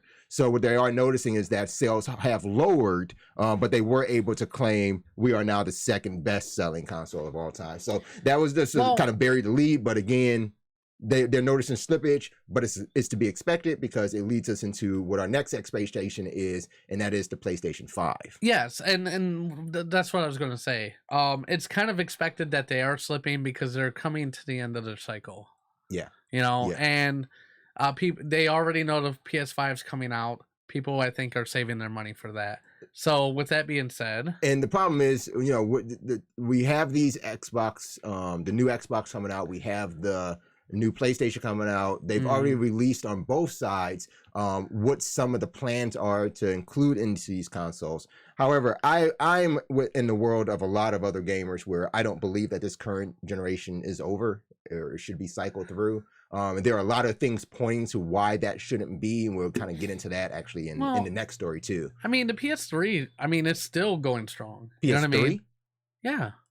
No. You're going that far back? Yeah, it is. PS3? Yeah. No, people are playing more PS2 games than PS3 games now. You don't think? You don't think? I mean, with PlayStation Now and the ability to stream those PlayStation games through their service, along with the added point of a lot of people aren't happy with digital downloads or the constant updates and DLCs. A lot of the servers for games of PlayStation 3 variety have been either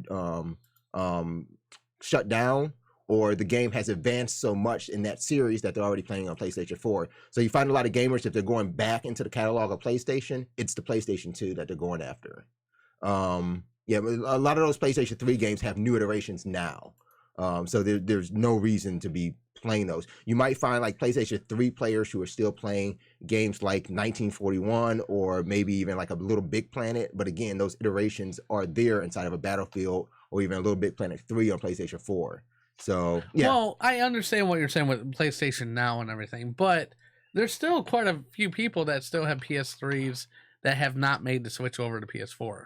Oh, you have to find those for me. It took me a long time. Be surprised. But once Yeah. I hit PS4, I didn't go back. Well, Yeah. I mean, you're saying still, and I get that it did take a lot of people And a this lot was of about time. 4 years ago Yeah, this for was me like even. 4 years ago, Yeah. you know. But like now, no, you're not gonna find. Like if you don't have a PlayStation 4 now, you're never gonna get one, and you're not Might as even well looking skip at a the 5. Yeah. Really? You know, no, you're not Wow. even looking at a 5 because you're likely if you're still sitting there with a PlayStation 3, you're looking at consoles right now like a Nintendo Switch. Yeah. You know, that's what you're looking to get into. Because gaming doesn't matter that much to you. You want to do it on the fly, you want to do it easy, and you want to get into your game faster. The Yeah. Switch is going to be ideal for you. If you try to step into a PlayStation 4 now, that world to you is that is a whole different world from a 3 to a 4, especially this late in the state or late in the game. No pun intended. And then you look at a PlayStation 5 and what it's going to take away from what you have in a 4 now. Like a PlayStation 5, they're saying all day it's going to have a disc drive, right? Do you believe that? I think so. No. I They're think telling so. you that now so you keep your interest. Yeah, I think so though. When this is planned for release in holiday of 2020. So you think that there's going to be a physical device that you put into your home entering 2021 that runs with a disc? There's no They'll way give it around that's for sales. It's gonna be. There's enough. I think for sales right now, PlayStation is already known for doing it. It's just like what you're mentioning now. And when the PlayStation 4 came out, people still had. So the you think it's PS3s. gonna be digital only? I think it's going to be digital only. They're gonna wait until at least E3 next year, maybe even September, to announce how they're going to be removing that drive from it. I don't think they'll have iterations out of the PlayStation 5. They would deprecate the PS4 and go with the PS4 Pro as their digital or as their disc system. That's Now- a good way of going with it too. Yes. That's a good So do you think with them removing that drive, do you think they're going to add more storage in? Yes. So Xbox has already started the game and releasing digital only consoles. So you can get an Xbox One S digital edition. It literally has no drive face. You can, but it's oddly enough still the same size as one with a drive. But we'll start to find that this Xbox 2 will likely have a digital or a digital edition as well. But it will likely lose the model shape, what's called the footprint. Gotcha. It will probably lose that footprint of looking like it has a drive and become more of that set-top box that you expect to see out of, say, of Apple TV. I wonder or what they're something. doing with the extra space. So that's what I'm saying. They're like right now, that space is doing nothing inside of a digital edition Xbox One S. They do that in order to keep manufacturing costs down. That's They what I don't want to make a figured. new mold. Yeah, that's what I figured. If you just remove the drive, they can just put a block in there. Yeah. But when they're talking about a new iteration, you can build this mold and have a true, what I would think is a more attractive system. If you're not going to have digital or not going to have disc, and I don't think there's a reason to have disc really. I just bought Call of Duty Modern Warfare on PS4, and the thing about it is not like. I thought PS4 was a little more advanced than Xbox was, and that if I put a disc in, it was just going to copy that disc and allow me to play it like pretty fast, a little bit faster. That's not happening nowadays. We're about 6 months to where we're not seeing that anymore with games like Borderlands 3. Again, Call of Duty, NBA 2K followed suit this year as well. When you put it in the PlayStation now, it's doing a massive download and a huge install, and it's almost to the likes of what Xbox has been doing for the past 5 years. So I still haven't played Call of Duty because I was still installing it. If you're gonna have to go through that, then there's no point to give me a disc. Just tell me to get the game. Like I stick with the sports titles. Yeah. A 3-hour wait for the latest MLB that I bought. Yeah. And it's just loading. So like, and the PlayStation makes good moves in digital. Like, if you're not aware, MLB The Show is free right now for PlayStation Plus subscribers. So is if you Last want, of Us. Yeah. So if you want that, my favorite that game title. great sports experience in baseball, you can get that free. But obviously, PlayStation Plus games are going to be digital, so you're going to be sitting there downloading what I didn't think was large. MLB The Show is a 95 gigabyte game. It's ridiculous. 3 hours. So like I said, it's 3 taking hours some for me, time. man. Yeah. But that's what you want to expect. If you want what they're giving you, you're gonna have very large files. That's just what it's gonna be. And that's why they should definitely compensate you with having extra storage, because there's no way you're gonna go digital only. And I don't know, it's weird, right? So I don't know. So the thing is not that they have to give you extra storage. I don't think so. I think they have to make the ability for you to get extra storage easy. And that not only has to go with like, can I go and grab an off-the-shelf external hard drive and plug it in and still play my games and play them fast? So I know some people who get external SSD drives to make sure that they can play them fast. It's the fastest hard drive speed you can get. But I also know some people who are upset about another aspect of all this when it comes to space, and that's cloud save space. Xbox gives you, I believe, 15 gigabytes of cloud save storage, while PlayStation gives you, I think, 5 gigabytes of cloud save storage. And that becomes a problem when you're talking about saving, like, video replay files, you're saving photos, you're saving game files, and you find yourself having to delete some and move them to a console in order for you to save to a cloud so you can get it somewhere else. And I don't know if every gamer experiences moving from console to console like that, but across the board, there needs to be a better look at storage when it comes to installing games, saving games, and accessing your titles. So who do you think is going to be the winner of the console wars when PS5 and Xbox Scarlet does release? I think in this generation, I'm gonna go out on a limb here and say Xbox wins this next generation. You think so? Xbox has set itself up in such a way that it can improve on what the gaming experience is, and I think that's what, when you talk to a lot of people about what's better, Xbox or PlayStation, it boils down to their experience. My friends are on PlayStation. It's easier to get into parties on PlayStation. The game interface is better. The menu interface is better. It's the experience that it brings it to, not just like the secondary comes the exclusive titles, right? But I think when it comes to gaming experience, Xbox has set themselves up prior to release of Project Scarlet to say, this is where you watch games at, in their partnerships that they're forming with Mixer. This is how you record and stream games in the partnerships that they're making with Twitch, along with Mixer, along with Elgato, and making sure that you can stream and you have the ability to do broadcasting directly from your console. They're working hard with NVIDIA on their graphics chips. They're setting their services up like Xbox Game Pass and Ultimate Game Pass to work across PC and cross-platform. So they're setting themselves up to be everywhere you game. Whether you're watching, playing, or competing, they're going to be everywhere. And I think that's what's going to help them win. And I think that's one thing where Sony definitely lacks in, is they're very inclusive. And they like to, not inclusive, but exclusive. Exclusive, yes. They're very exclusive, and they don't want to share with anybody. Like, when Xbox wanted to make cross-platform with Sony, it was a big deal. I mean, they're even like that with Spider-Man, for Christ's sakes. They're very like stingy with their shit. so and then there's a side piece of news that's really like it's really interesting. This actually was just kind of talked about in the past couple of days, and there's no article truly foreign about it. I'm just getting pieces from a lot of people I talk to. But EA is doing some really good moves with their offerings of games. And EA is actually talking about bringing games back to Steam. Yeah, yes. So what that does is if you had the ability as a publisher to bring your games back to Steam, and you already sell your games on a platform too, and you exclusively started another program called EA Access on Microsoft Xbox, Microsoft has set itself up to have those games then available on any of their platforms. But one of the interesting things that EA is attempting to do is we've already talked about cross-platform. Yep. Then we talked about cross-play and cross-save, where your character saves across platforms too. But EA is introducing cross-purchase, or cross-buy, where if you buy it on one platform, you have access to it on many. So i.e., if they bring their games back to Steam, you will still have access to it inside of EA Origin, which is, of course, their own platform. Yeah. But then why wouldn't you have access to that game inside of the Microsoft Store then?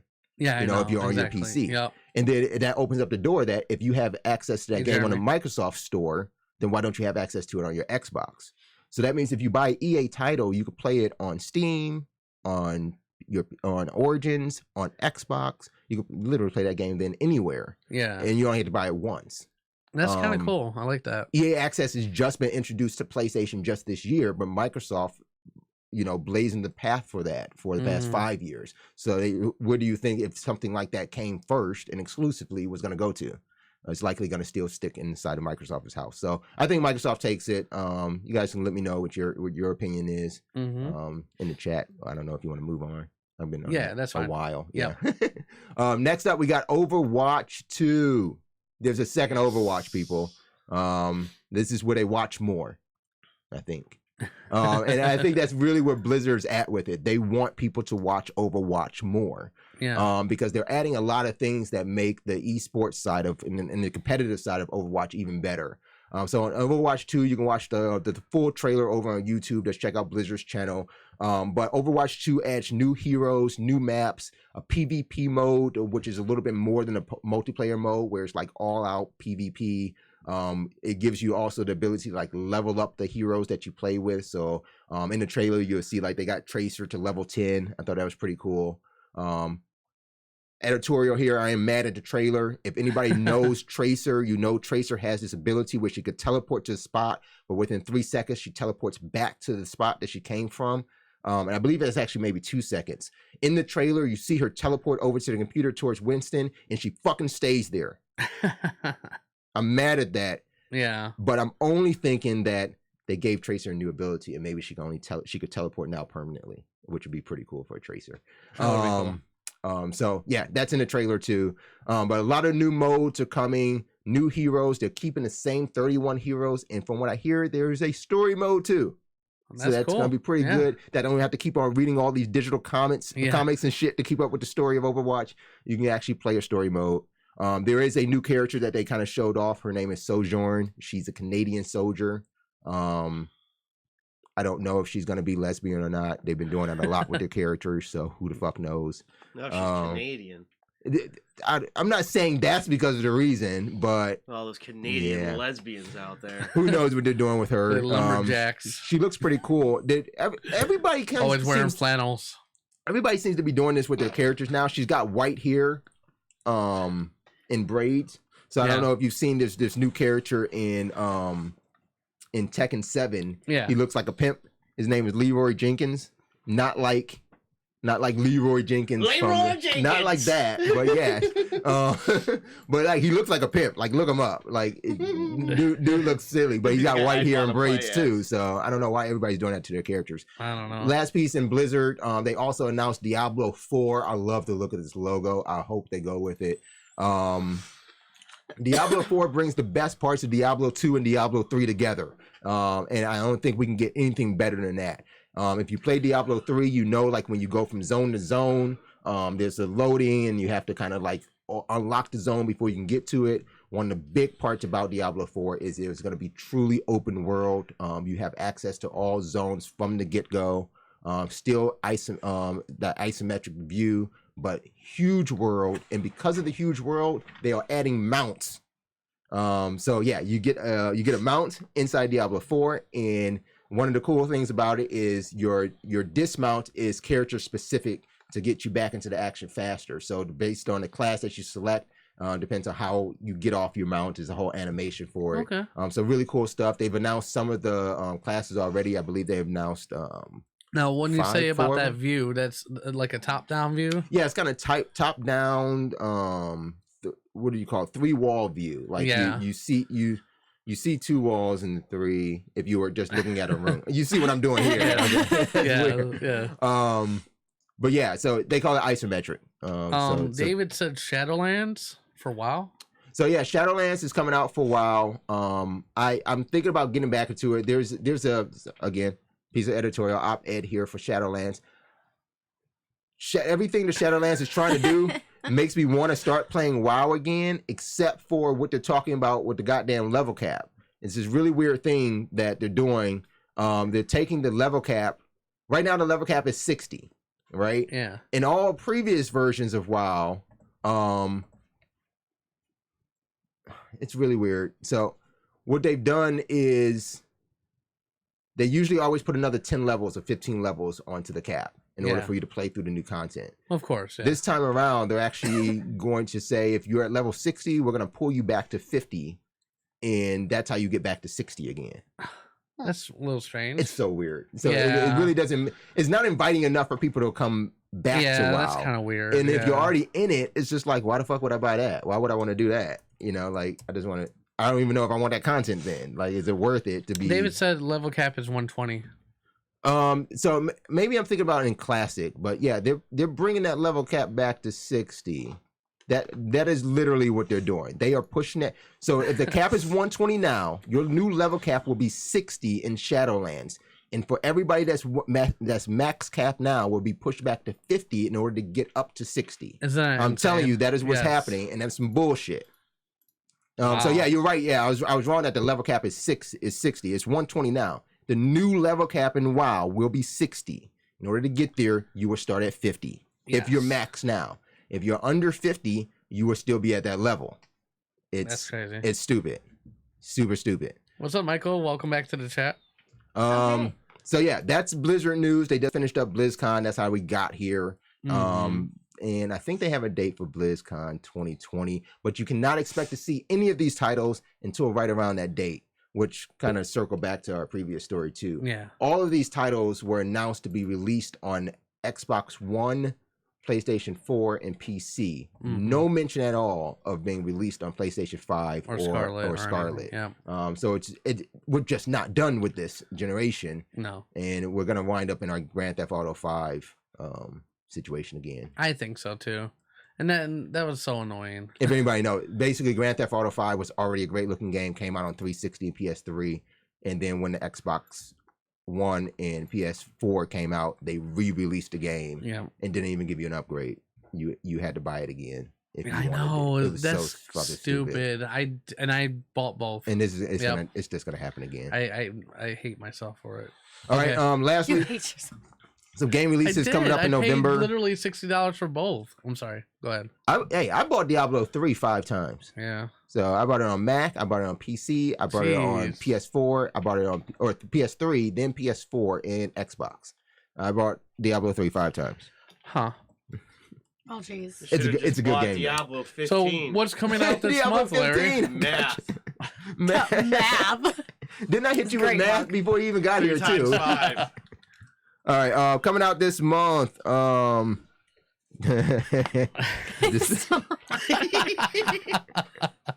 just saw a game that I do not believe people were buying into, and they get to see what it was. I told them 2 years ago that shit was gonna be bullshit. Anyway, first up we got Just Dance 2020. My daughters would be happy. No, that was not the one. I'm actually excited for Just Dance. Stuff too. You were excited for Just Dance? I'm excited for Just Dance. So here's a reason I'm excited for Just Dance 2020. Okay. There was a story way back in March where Ubisoft couldn't reach their deal with Disney for a lot of their music and their songs, especially like the soundtrack stuff, because they were going through all their stuff with Netflix and ABC, all that stuff that they own and shit like that, and they ended up securing the rights. So it made Just Dance even better. So you get those pretty hot tracks. It's not in here right now in this story that I'm looking at, but Just Dance 2020 is supposedly going to be releasing with nearly 300 songs. Wow, and that's very rare. Yeah, that's very rare inside of a Just Dance, especially not being DLC content. So it's supposed to be like a really mashup of a lot of their old songs too. That's going to just be releasing inside this, but with the launch library, that's pretty cool. That is cool. Yep. And you can play it all sorts of ways. Like they say right here, it's available on Wii, Switch, PS4, Xbox One, and Stadia. Google Stadia is Google game streaming service, but it's also available on Android and iPhone too. I don't know why they're not mentioning that. So you can play with your phones and shit. Okay, so also Mario and Sonic at the Olympic Games. This is Tokyo 2020 Olympic Games. I don't know why they do this and not wait until like, I think you can really get some hype behind it if you just wait until like May, maybe. Yeah. Or even like near the Olympic Games. June, July, but May the earliest is when you should come out on one of these games. But they're only doing this because of the holiday grab. Yeah, it's going to be awesome for. It comes out November 5th on Switch. So that would have been a really cool game just to start cross-platform now. Just Nintendo. Jeremy said he can't wait for the remake Final Fantasy VII. Yeah, that's not coming out, I believe, until February or March. Something like that. We're in November here, man. It's daylight savings time. What time is it? Daylight saving time? No, I mean like. I don't know what time it is now. It's like 12. Oh, it's 12. Death Stranding. It's still 10.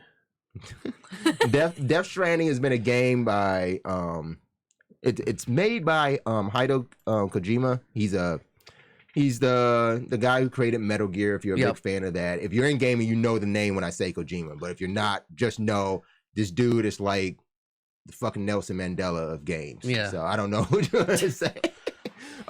He really allowed a lot of creativity out of Japanese studios, and brought a lot of those games to the Western culture. Most notably, Metal Gear. Yeah. So a while back, he had a big fallout with Konami, who was making the games with. So they ended up letting him go, although he said he left them. Blah blah blah. Long story. He wanted to make a game that he wanted. They didn't want him to make that game. This game is called Death Stranding. It comes out in November. People are already talking about it and reviewing it, and now we know why Konami did not want him making this game. This fucking shit is dumb. It's dumb. Dang. It is. This shit is dumb. This game.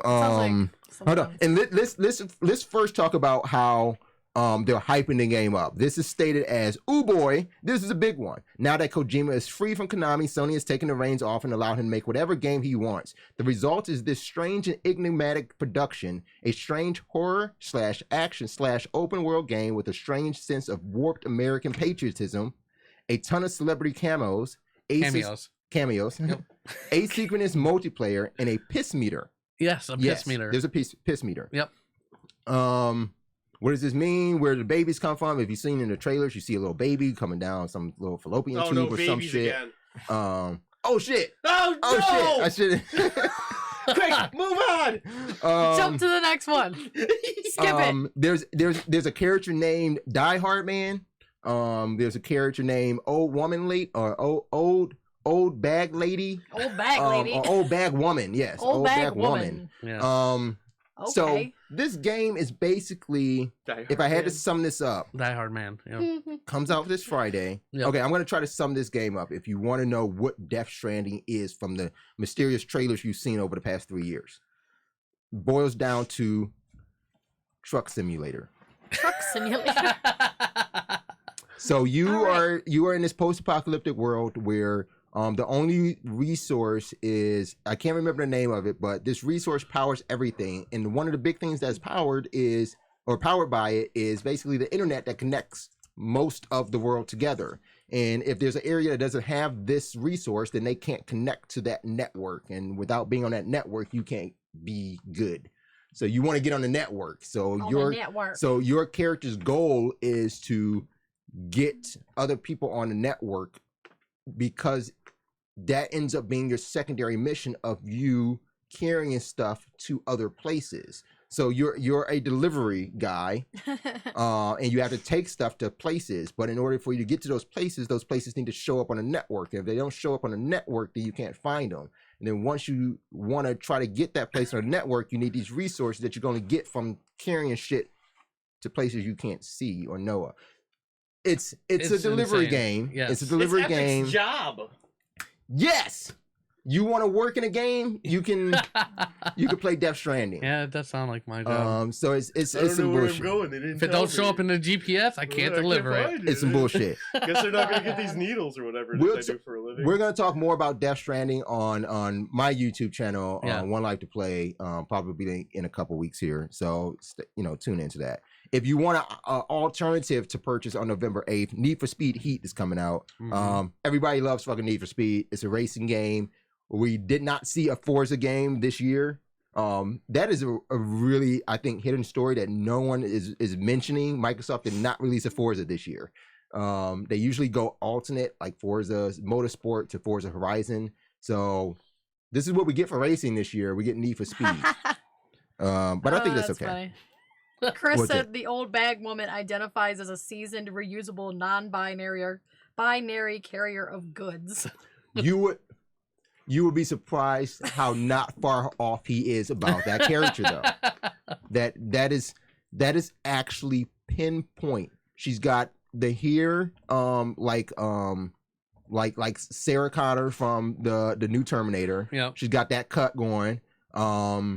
She talks like a man. The dialogue is very rough. Rough dialogue. And yes, all she is trying to get you to do is take her shit off of her and give it to somebody else. Okay. So yeah, I'm tired of this spot on, Chris. The new Super Lucky's Tale is coming out also on November 8th. For some reason, this is coming out on Switch. I don't know if anybody knows Super Lucky's Tale, but it was a game from Rare that was released on Xbox maybe like 2 or 3 years ago. Okay. So it's just now coming out on Switch. So people are super hyped for it, but it did not play well on Xbox. So I wouldn't want that. Romancing Saga 3 is available on November 11th. If you want an incredible, exactly what it is, a romance saga. This is one of those JRPG games. So yeah, go do that. I saw a really cool meme about JRPGs. Yeah, you sound saying all these all these letters, just all these things. So there's this meme about JRPGs where it's just like you start off with at the beginning of the game, it's like, push over this rock. And then at the end of the game, slay this demon god. It's like, how do you go from that to that? But yeah, that's what they want you to do in those games. So you can do that on November 11th. Oh yeah, do that. Pokemon Sword and Shield comes out November 15th. I know a lot of people excited about that. People super excited yes. about Pokemon. I'm not a big Pokemon fan like that. So what I am excited for is Star Wars Jedi Fallen Order is coming out November 15th. Perfect time than any right a month before episode 9 releases. So it can be a fun time with Star Wars over there next month if you want to get ready for the release of the movie. Pick up Fallen Order. It is a continuation of what they say. They set after Revenge of the Sith, bridging episodes 3 and 4. One of the last surviving Jedi, Padawan Cal Kestis, is on the run from the Empire. His actions may decide the fate of the remaining Jedi Knights. He's on the run. So I think all Jedi are always on the run, aren't they? I mean, I don't know much about this. They're not usually on the offensive. Yeah, the only one that a Jedi was ever on the offensive was Return of the Jedi. That was it. Every other time, they're always running from some shit. But yeah, so those are the games you can get in November. Oh, I did not mention, I'm sorry, people. Shenmue 3. Yes, it's coming out on November 9th. I'm sorry, November 19th. Don't get too excited. It's been 20 years since the first Shenmue and 18 years since the second. So there are a lot of changes. Yes. They have a hybrid storytelling method. They have some QuickTime events, but if anybody can do QuickTime events, I'm gonna say that is the developers of Shenmue.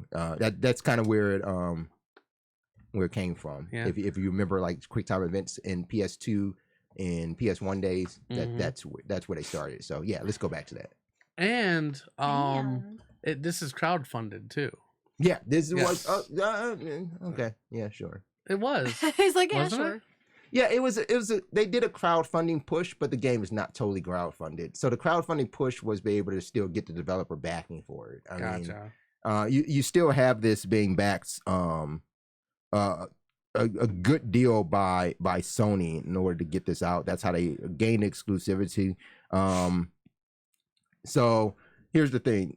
Yeah, it's one of the first AAA Kickstarter games that somehow managed to get a standard budget of over $47 million. But in all intents and purposes, there are numbers that are being thrown around that it took $90 to $105 million to make this game. Wow. But again, no one knows where that number stems from because of how long this game has been in development. Yeah.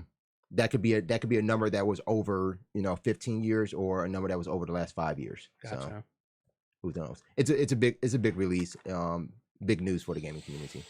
But that's it. That's gonna close out Larry Player One. I appreciate you guys watching it. If you want to play some games, did I talk about it last week that we were moving? Yeah. No. You're gonna be a part of shit. Okay. Well, yeah. I think you mentioned we're moving too. Yeah. We want to make that official. We'll talk about that later. Yeah. But yeah, we're moving the lounge from Westlake to Parma, Ohio. If you haven't been out to One Light to Play Gaming Lounge, we will be open at the Westlake location until November 20th. So you can still come check us out. We got a really cool event. Check out GameCleveland.com coming up on November 16th. It's a weekend-long event right next door to our current lounge at Westlake of Wagner's. Huge weekend of gaming. We're bringing classic, retro, console, and new generation games all in one place in one fat weekend. We got the boys of Fat NBA weekend. Jam out there. You can hear a lot of boom shakalakas while you play some Smash. He's on fire. So it's gonna be a fun time. Check out tickets at GameCleveland.com. Awesome. All right. Thank you, Larry. Thanks, Larry. No, thank you. Yeah. Yeah, you should be thanking us. All right. So Frosted shredded mini wheats. I want to hear about McDonald's. There he is. That's his favorite cereal. Yeah. Damn. Okay, wait. Plain or strawberry, blueberry? Oh. He's got to go to his You next open the story. door. You Yeah, open the yeah. door for the next question. So, It's gonna take another 20 minutes. McDonald's had an offensive Halloween decoration.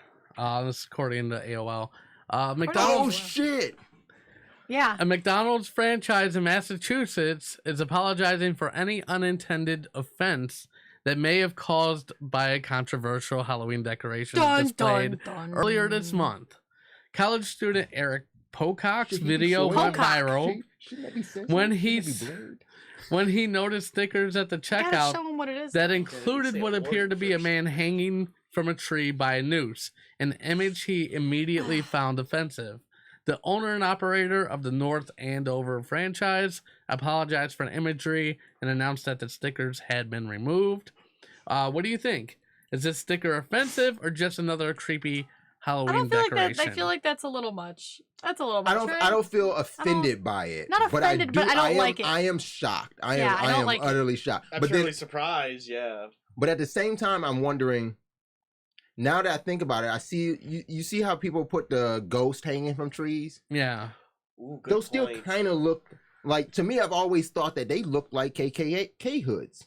That's just me personally. I've always thought they looked like I see that. what you're Take saying, on yeah. that. And I thought it was All right. really weird that they were hanging from trees. I'm not offended by it. I don't, yeah, that's what I'm saying. I don't take any offense to it. I just find it very odd that you would hang a ghost from a tree because I thought ghosts float. And then fucking ghosts aren't real. And then it's fucking Halloween. So, Yeah. So Well- I put all that together in my mind and I'm just like, who the is fuck this? cares? Yeah, Depends well, on the I mean, difference. it's Halloween. There's always like some sort of weird stuff that That's doesn't just, make like, sense really with weird. that kind of stuff. But do you think that was intentionally put there? No. Like, hey, we're gonna hang some black people. No, I don't or think there's any something, intended no. malice in that. I just Like, think Yeah, it was like I a don't- stupid little. I think it was just a thing, stupid and decoration. They didn't think anything of. They took it down once they kind of were like, "Hey, You what almost- the fuck?" you almost don't see it. I kind of just saw the pumpkins at first, and I thought it was just a tree next to it. You know, Yeah. it took me a while when you had it on the screen. I'm looking You're right looking at around it. like, "What's Yeah. what's Yeah, offensive? what is Is that? it that damn pumpkin?" I'm looking for Damn something happening at pumpkin. McDonald's. Last thing I saw at McDonald's, somebody threw a blender at somebody. Yeah, I'm looking like, for some other some shit. shit, right? Like, no, I What were you mean, about to say, Mark? How you feel Yeah. about it? When it comes to your point with when people hang decorations outside, I got the crap scared out of me. About a week ago, I got a part-time gig, deliver pizzas on Mondays, and there was just this one. I walk right into it because it's right there. We're walking up to their house and give them their food and stuff, and it's like, oh, what the hell is that? I didn't even get a clear look at what it was. It's like a I zombie. think you bring up an excellent point with those hanging ghosts ghosts, and yeah. what have Yeah. you, and anything else that you hang. It's key to use the proper type of rope or wire. If you're using a nice big thick piece of rope, well, that looks like you've hung something. You're using some fishing wire, oh, it's floating. It gives off an appearance that it's a ghost. You got this rope around this ghost, and it's like, Yeah. oh, they hung a Klansman and they Hey, you cut him know off. what? That comes. How do Christian farmers feel about scarecrows?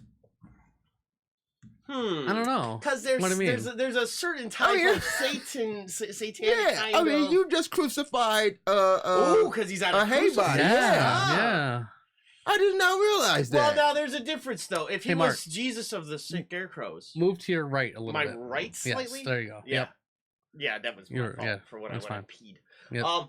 So if he was Jesus of the Scarecrows, then that's a bad thing. If he's just some scarecrow like thief or robber, that's common practice to crucify them. Yeah. oh my goodness. That's part of it. We're getting off Happened. the rails there.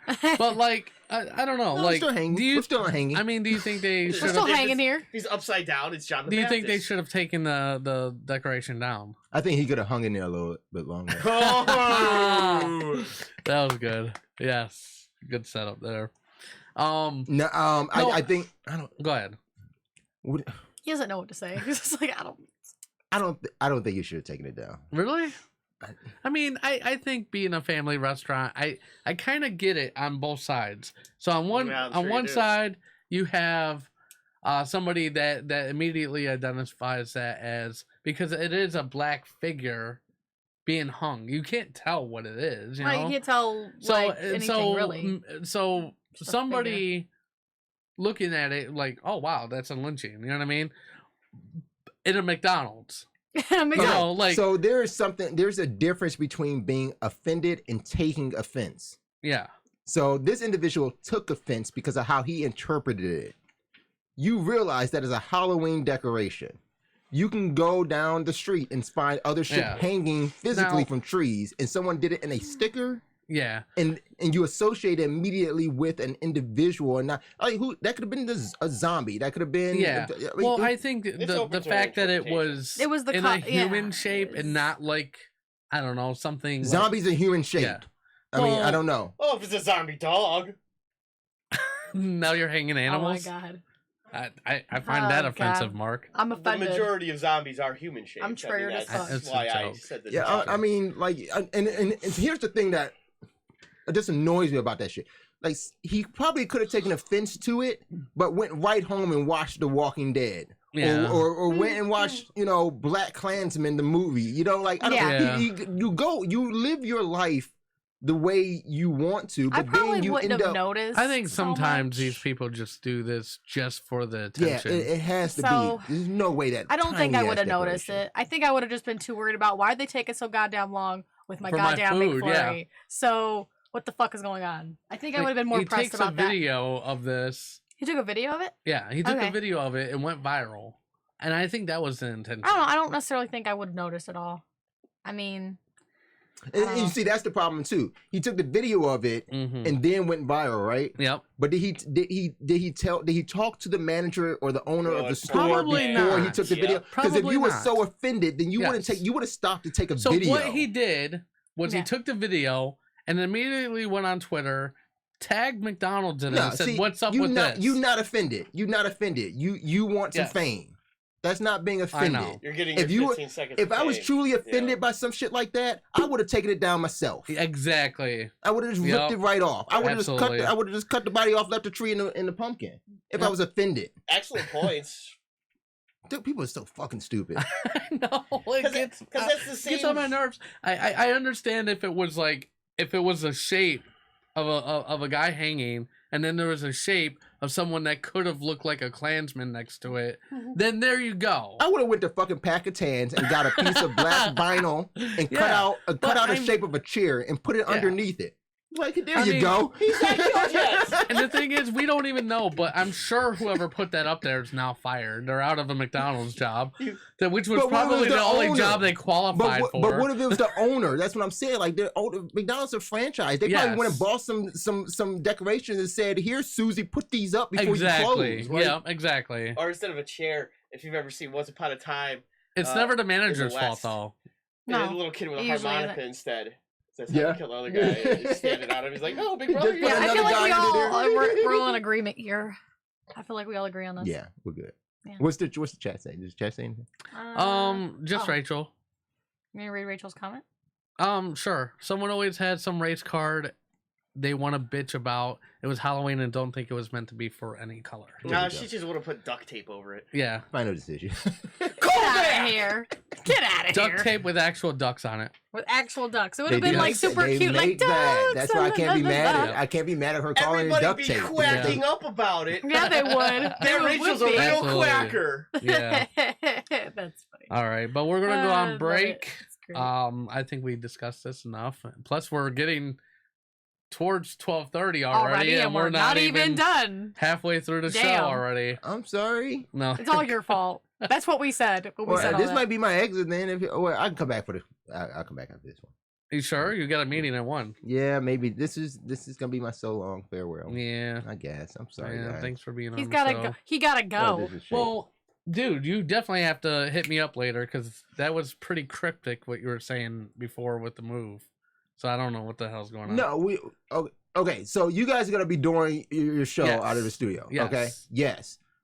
We still need to set up times, and also I don't want to talk about it publicly, but we're talking about it now. Okay. But the thing is like I said, we wanted to bring other shows into the studio to use as well. Okay. So I want to kind of just like officially launch this the way it is. I mean, for what it is. You guys wouldn't be coming in until like February. Like, we're a long way off from this. No, I know that. Okay, so like I want to announce like, hey, there's a studio available. Guess who's already in the studio? But now that everybody already knows it, like you're gonna be in that studio, sure. Like there's some. Unless we aren't. I'd like to do some planning. Right, unless we aren't. But then we are, or maybe we're not. We gotta set up Maybe times, like so the lounge typically opens at 11 o'clock on Sunday. So I gotta figure out who's getting you in there too. If you're gonna stick with the same show times, you know, we gotta work that out. Okay. Well, there's details in this. Gotcha. You just say like we're moving the show. Like you made him half nervous. an hour talking about before the show started. I'm just saying. Yeah, exactly what we were talking about. No, but the way he did. I questioned it too. When he said what he said, I was like, wait. I thought I was talking about like, the move of the lounge, and then you said like we'll talk about that. Like, what's like what? I'm like, what? Wait, did you change your mind, Larry? Did you say fuck y'all? I'm out. Like, yeah. This is it. I don't even ever build. Or why am I announcing that shows are there? Like we're gonna open. I was just like, wait. Hold on. Honestly, if you're talking about like some details of what we're doing too, we need to move the lounge first before we. Well, yeah, obviously. No. I'm saying like when we start building it out, we need the lounge area open, even if we don't have the studio done. Obviously. We need the lounge open. So there's always these steps that I need to take. I just now had the meeting today about the whole video, not today or this week, about the whole studio setup, like lines running from where, talking about what cameras you got and what you need and the lighting for shit. Oh, I gotcha. I don't even know if your set he didn't like some other He didn't want you to bring it up now. He was saying later, and then you brought it up now. We did say, I literally did say later. And he said, "Oh, we'll have to talk later." And then you were like, "Well." See, like we're set up a 3-man desk, so we got to figure this whole 4-man stuff out. Well, we got some stuff to figure out. Well, and the thing is, if you need any help from us, we'll definitely help. Okay. You know, because I mean, I have stuff too, obviously. So if we have to combine a little bit, I'll make my kids help too. That's fine. Slave labor, you know. All right. But anyways, thank you, Larry. We're gonna go on break. Don't leave till the break. Don't leave till the break because it looks weird when you just bounce, walk away. He did. Well, I didn't want him to. He gave us you. Oh, I didn't realize we were still in a shot. He gave no. He didn't give any notice. I always get yelled at for shit everybody else does around here. All right.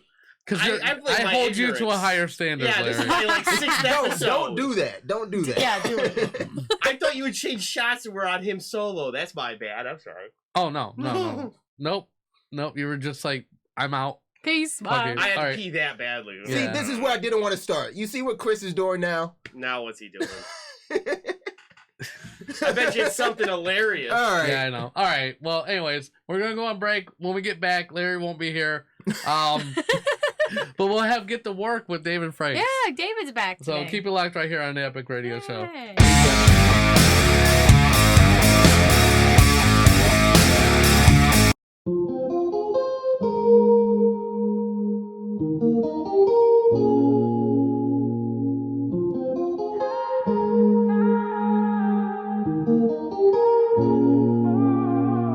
Found you when your heart was broke. I filled your cup until it overflowed. Took it so far to keep you close. I was afraid to leave you on your own. Said I'd catch you if you fall, and if they laugh then fuck them all. And then I got you off your knees, put you right back on your feet, just so you could take advantage of me. Tell me how's it feel, sitting up there, feeling so high but too far away to hold me. You know I'm the one who put you up there, name in the sky. Does it ever get lonely? Thinking you could live without me, thinking you could live without me. Baby, I'm the one who put you up there. I don't know why. Thinking you could live without me, live without me. Baby, I'm the one who put you up there. I don't know why. Gave love about 100 tries, just running from the demons in your mind. Then I took yours and made them mine. I didn't notice cause my love was blind. Said I'd catch you if you fall, and if they laugh then fuck them all. And then right back on your feet just so you could take advantage of me. Tell me how's it feel sitting up there, feeling so high but too far away to hold me. You know I'm the one who put you up there, name in the sky. Does it ever get lonely? Thinking you could live without me, thinking you could live without me. Maybe I'm the one who put you up there, I don't know why. Thinking you could live without me, live without me. Maybe I'm the one who put you up there, I don't know why. Yeah, you don't have to say it's just what you did. I already know I had to go in front of a man. So tell me how's it feel? How's it feel sitting up there, feeling so high but too far away to hold me? You know I'm the one who put you up there, name in the sky. Does it ever get lonely? Without me, thinking you could live without me. Maybe I'm the one who put you up there, I don't know why.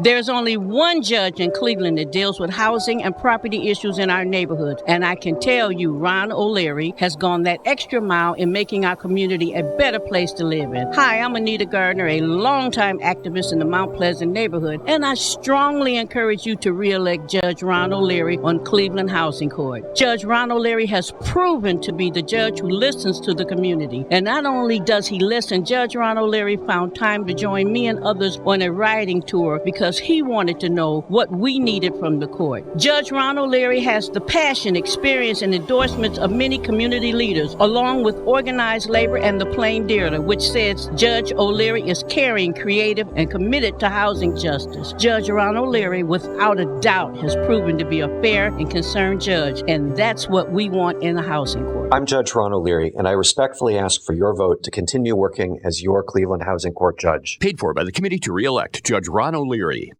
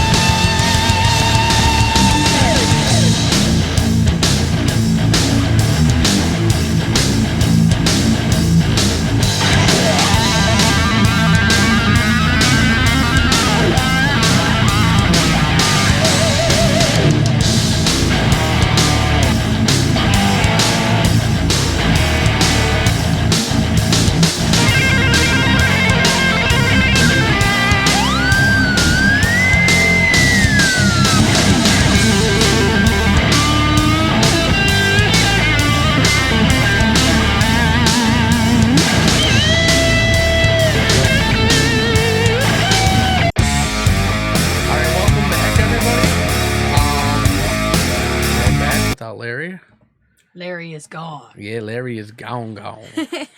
But we have David on the line, and he's going to be talking to us about his business stuff. You know what I'm saying? Great introduction ever. Yeah, absolutely. His business stuff. Well, he's been gone for a long time. Yeah, he's been gone it's like for a I long almost time. forgot how to do anything. How to like but talk anyways, about we're gonna do the intro and then get to work. So yeah, here we go. All right.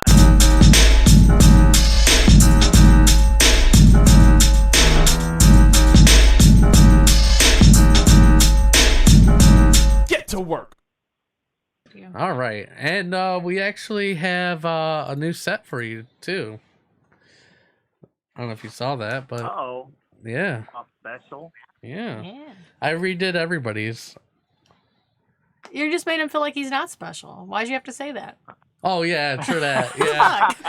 And before we get into your thing, I did want to say congratulations. If you guys don't know, David is having a boy, and it's gonna be what, January is the due date? Yeah. January 13th is the due date. She always has early, so more than likely it's going to be like we think the last couple of days of December. Okay. All right. Yeah. Are you excited about that? Yes, very much so. This has been a long time coming for us. It's a double rainbow baby for us, which if folks don't know what rainbow baby means, it's a baby following a miscarriage. So we had two, and yes, this is very, very special for us. Baby is super healthy. Awesome. He's growing at a perfect rate. Everything looks awesome. So yeah, that's great. It's definitely a blessing from God. Absolutely. Congratulations. My heart's all like, and we're baby. excited. And we're gonna send you some stuff too. Like I already told you, we're gonna send you some baby you guys stuff. Are too good to me. I appreciate that. All right. So what do you got for us today? All right, so I've got some things maybe listeners, viewers want to get a pen and paper handy. This is going to be some vital information here. So I did a segment so many months back, just briefly touching over the importance of resume writing, right? That's one of the gateways to you gaining a new position. Almost in any world, people that hire want to see resumes. Well, the world changes so much, right? Employers are always looking for this, always looking for that. It changes so much. So I want to go over a more in-depth write your own resume. Don't pay somebody else to do it. Don't go online and follow what some other knucklehead does. Do what works best for you. So, but before I do that, I've got a question for the panel here. Sure. What is the average amount of time you think a hiring manager, recruiter, or HR person looks at a resume before they make a decision on you? I'd say 5 minutes. Right. It has to be kind of like... It's usually a short amount of time because they have to go through so many 30 different seconds resumes. to a minute. Yeah, they have to you have to stand out right away. Yeah. Or it's like, they're like, nah. So I'll tell you, the nation average is 60 seconds or a little under. Wow. 30 seconds Good to job, a minute, Mark. what I say. Yeah. Good job, Mark. Yep, Good job, Mark. That's surprising. Analyzing right? shit. A lot of people, before I got into staffing and hiring and human resources, I thought the same thing, like, oh, you can't make a decision that quick. It's got to be at least 5 to 10 minutes, right? Yeah, No, you would think. Yeah. Don't have that time. Not the case. That first Hiring misspelling. managers get literally dozens and dozens and hundreds, sometimes depending on the position, thousands of resumes. Yeah. Mhm. And if they've got to get through them, they've got to spend less than a minute to figure out, is this good or does this go in the junk pile? So I feel it's important to tell people, you've got to make a resume short but sweet. Mhm. A lot of people say this phrase, KISS it, right? KISS, KISS it. Keep it simple, stupid. It sounds goofy, but I mean, the less you have, the better sometimes. So I'll start off by saying you're going to make a resume no more than 2 pages. Write that down, get a tattoo of it, whatever you need to. Less than 2 pages. I don't care if you're a NASA astronaut and then you sold stocks on Wall Street and made millions of dollars. We don't need all of it. 2 pages, 2 pages, it'll save you, okay? No pictures. Definitely I have not. to say that. I've been getting a lot of resumes with Oh, pictures. jeez. Nobody cares what you look like. No, don't need it. Proper contact info. This is a killer, right? Put your activated email, an email you check often. Put a phone number that's not disconnected. That's kind of important. Yeah. I call so many people, and then here comes their voicemail, or you make sure your voicemail's set up. The comment I get all the time, or the response I get, is voicemail's full, not accepting messages. Well, how do you know that I called?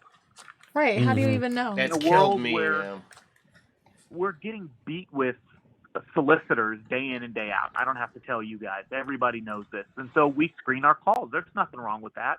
But then I will always leave a voicemail with somebody to let them know about a job offer. If your voicemail's not set up, I bet my number looks like a solicitor to you. Most people won't even look it back up. And then there's an opportunity that passes you up. So updated info, keep your voicemail open, make sure it's an email that you're checking. And then an optional thing I say is if you've got a LinkedIn profile, not everybody does, that's okay. But put your LinkedIn profile attachment on there so there's multiple ways for folks to get a hold of you. Can't stress that enough. What do you feel about like social media? Social media is always okay too. If you've got, I would highly recommend a backup account or a more professional account, or at least keep your main account private. Oh yeah, that if for they sure. don't friend you, they can't look at comments, they can't look at pictures. They can't look how fucking ridiculous you are. Like literally. You at the club? Yeah. Right. See you at the club, or you're spouting your own political opinion. Yeah. Maybe the hiring manager doesn't believe that you can keep that shut when you start working there. So yeah. Yep. Steer clear of some sites. Steer clear. Mm. The other big thing I see on Objective, right? Everybody blandly puts, I'm looking for a company that can utilize my skills. Don't do that. Don't do that. Everybody puts that. Be heartfelt. You know, the biggest thing that I see is if you've got 60 seconds to make an impression, tell them exactly what you want. I'm looking for a first shift position in this department. I feel my skills and experience will yield me a salary range of blank to blank. Always leave a range. Now, Gotcha. I'll leave that second part as optional. I'm not saying you should put on a resume, I need 90 grand right now. But if you're comfortable, if you know what you're worth and you know the job market, you know what the pay dictates for those, put it in there. That helps a hiring manager go, oh, well, this is a $60,000 a year position and this person's looking for 55. I'm going to call them. It helps them make that decision faster. I look at resumes all day, and if I see somebody who they need $20 an hour, guess what? I'm not calling them about a $14, $15 an hour position. Yeah. So it helps. It saves time for them. So I cannot. You mean you share can't that get enough. 90 grand a year for like a 1650 position? I mean, I wish. You'd have to probably Damn. work like 120 hours of overtime Yeah. to get that. You'd be a damn zombie walking around. I'm Like, oh, yeah. 8 hours a week. I'm just saying you can't demand that much from like You can't demand it. $1650 an hour job. Like, I want 90 grand or I walk. I no guess you're joke, and I tell it walking. to people I interview too. I'm like, how much are you seeking? And they look at me kind of confused. And they're like, well, I don't know how I should answer this. I'm like, you're looking for like $200 an hour, right? So am I. We all want to make lawyer money, no doubt about it. But Absolutely. It's not. you know, folks, Yeah. you gotta know your market. Just do research. We're informed consumers nowadays. You know that if you flip burgers and you're going to go to another burger flipping job, again, no puns on anybody who does that. Work hard for your money, but you know you can't go for $10 more an hour to a competitor if that's not what the market dictates. Right. So just be smart. And if you're not comfortable putting a salary range, don't put it on there. I'm just saying if you know what you need and you're confident in your skills and what the market is, then put it on there. It helps. It does not hurt. Right. The next piece is your work history. I might have to say this a couple times, but put your work history in chronological order, starting with your most recent position. That sounds like it makes perfect sense to everybody, right? Yeah, We how all know far they are. back do you Yeah. think you should go? That's a great question. So I would say, 7 years to 10 years. I would not personally go any more than that. A lot of older folks come to me and ask me to help them put together resumes, and they don't want to date themselves. It's most employers are equal opportunity, right? So you can't hire based upon age, sex, all that good stuff.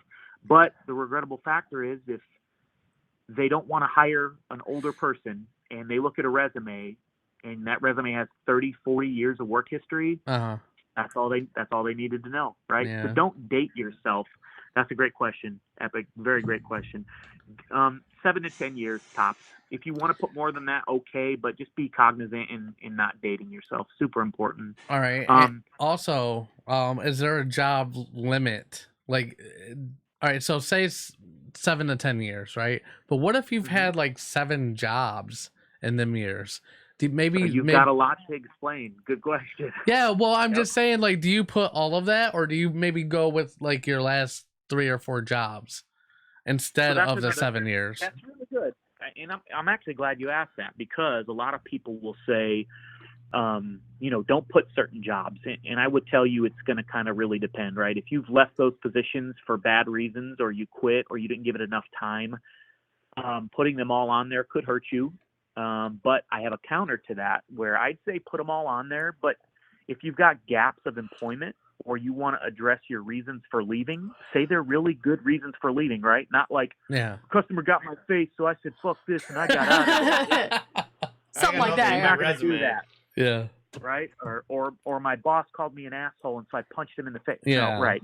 But I'm not explaining address your reasons for leaving. Address your work gaps. Hey, I was a stay-at-home mom for 2 years. That's why you see this gap. Yeah. Don't let them assume your gap for you. And I'm going to tell you right now, they'll do that. Human resources people, recruiters, they'll assume the gap for you. Oh, this guy ain't worked in 4 years. Yeah, he's probably a shit bag. Yeah. Unfortunately, that's just the nature of the beast. So if you put, hey, I was taking care of a terminally ill loved one. Yeah. That is something that I would read on a resume like, oh, well, that's a perfectly good That makes excuse. sense. Not, oh, I was looking for a job for 3 years. Yeah. Well, where the hell were you looking? Right? Where the hell were you looking? So good point to that. Address your work gaps. Address your reasons for leaving. If you're not comfortable doing so, maybe you put a little note on the bottom of your work history. Will address reasons for leaving in person. Will address work gaps when offered an interview. Something to that effect. Don't let someone else assume things for you.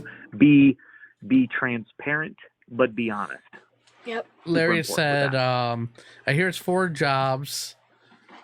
I don't know what that says. Let's see. I hear it's 4 jobs or 10 years, whichever is left. I see the comments as well.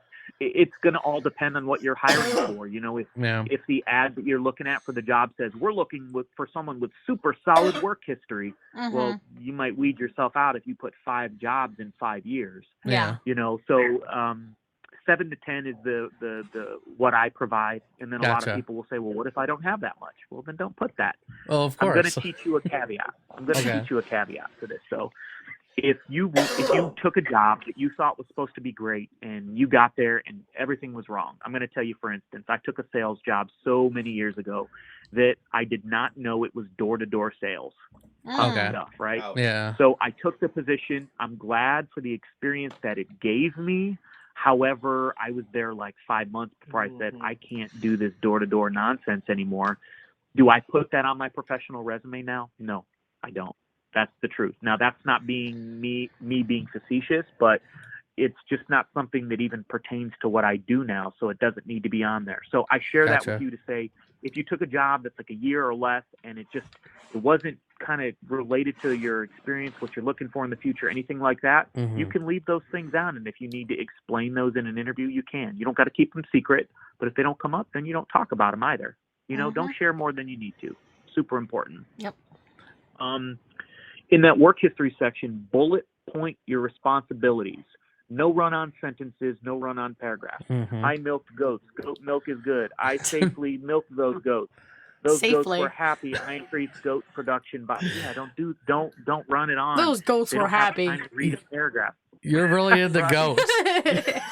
That's the best part of it. Those goats were happy. I was the goat at my job of feeding goats. I was the goat at my job.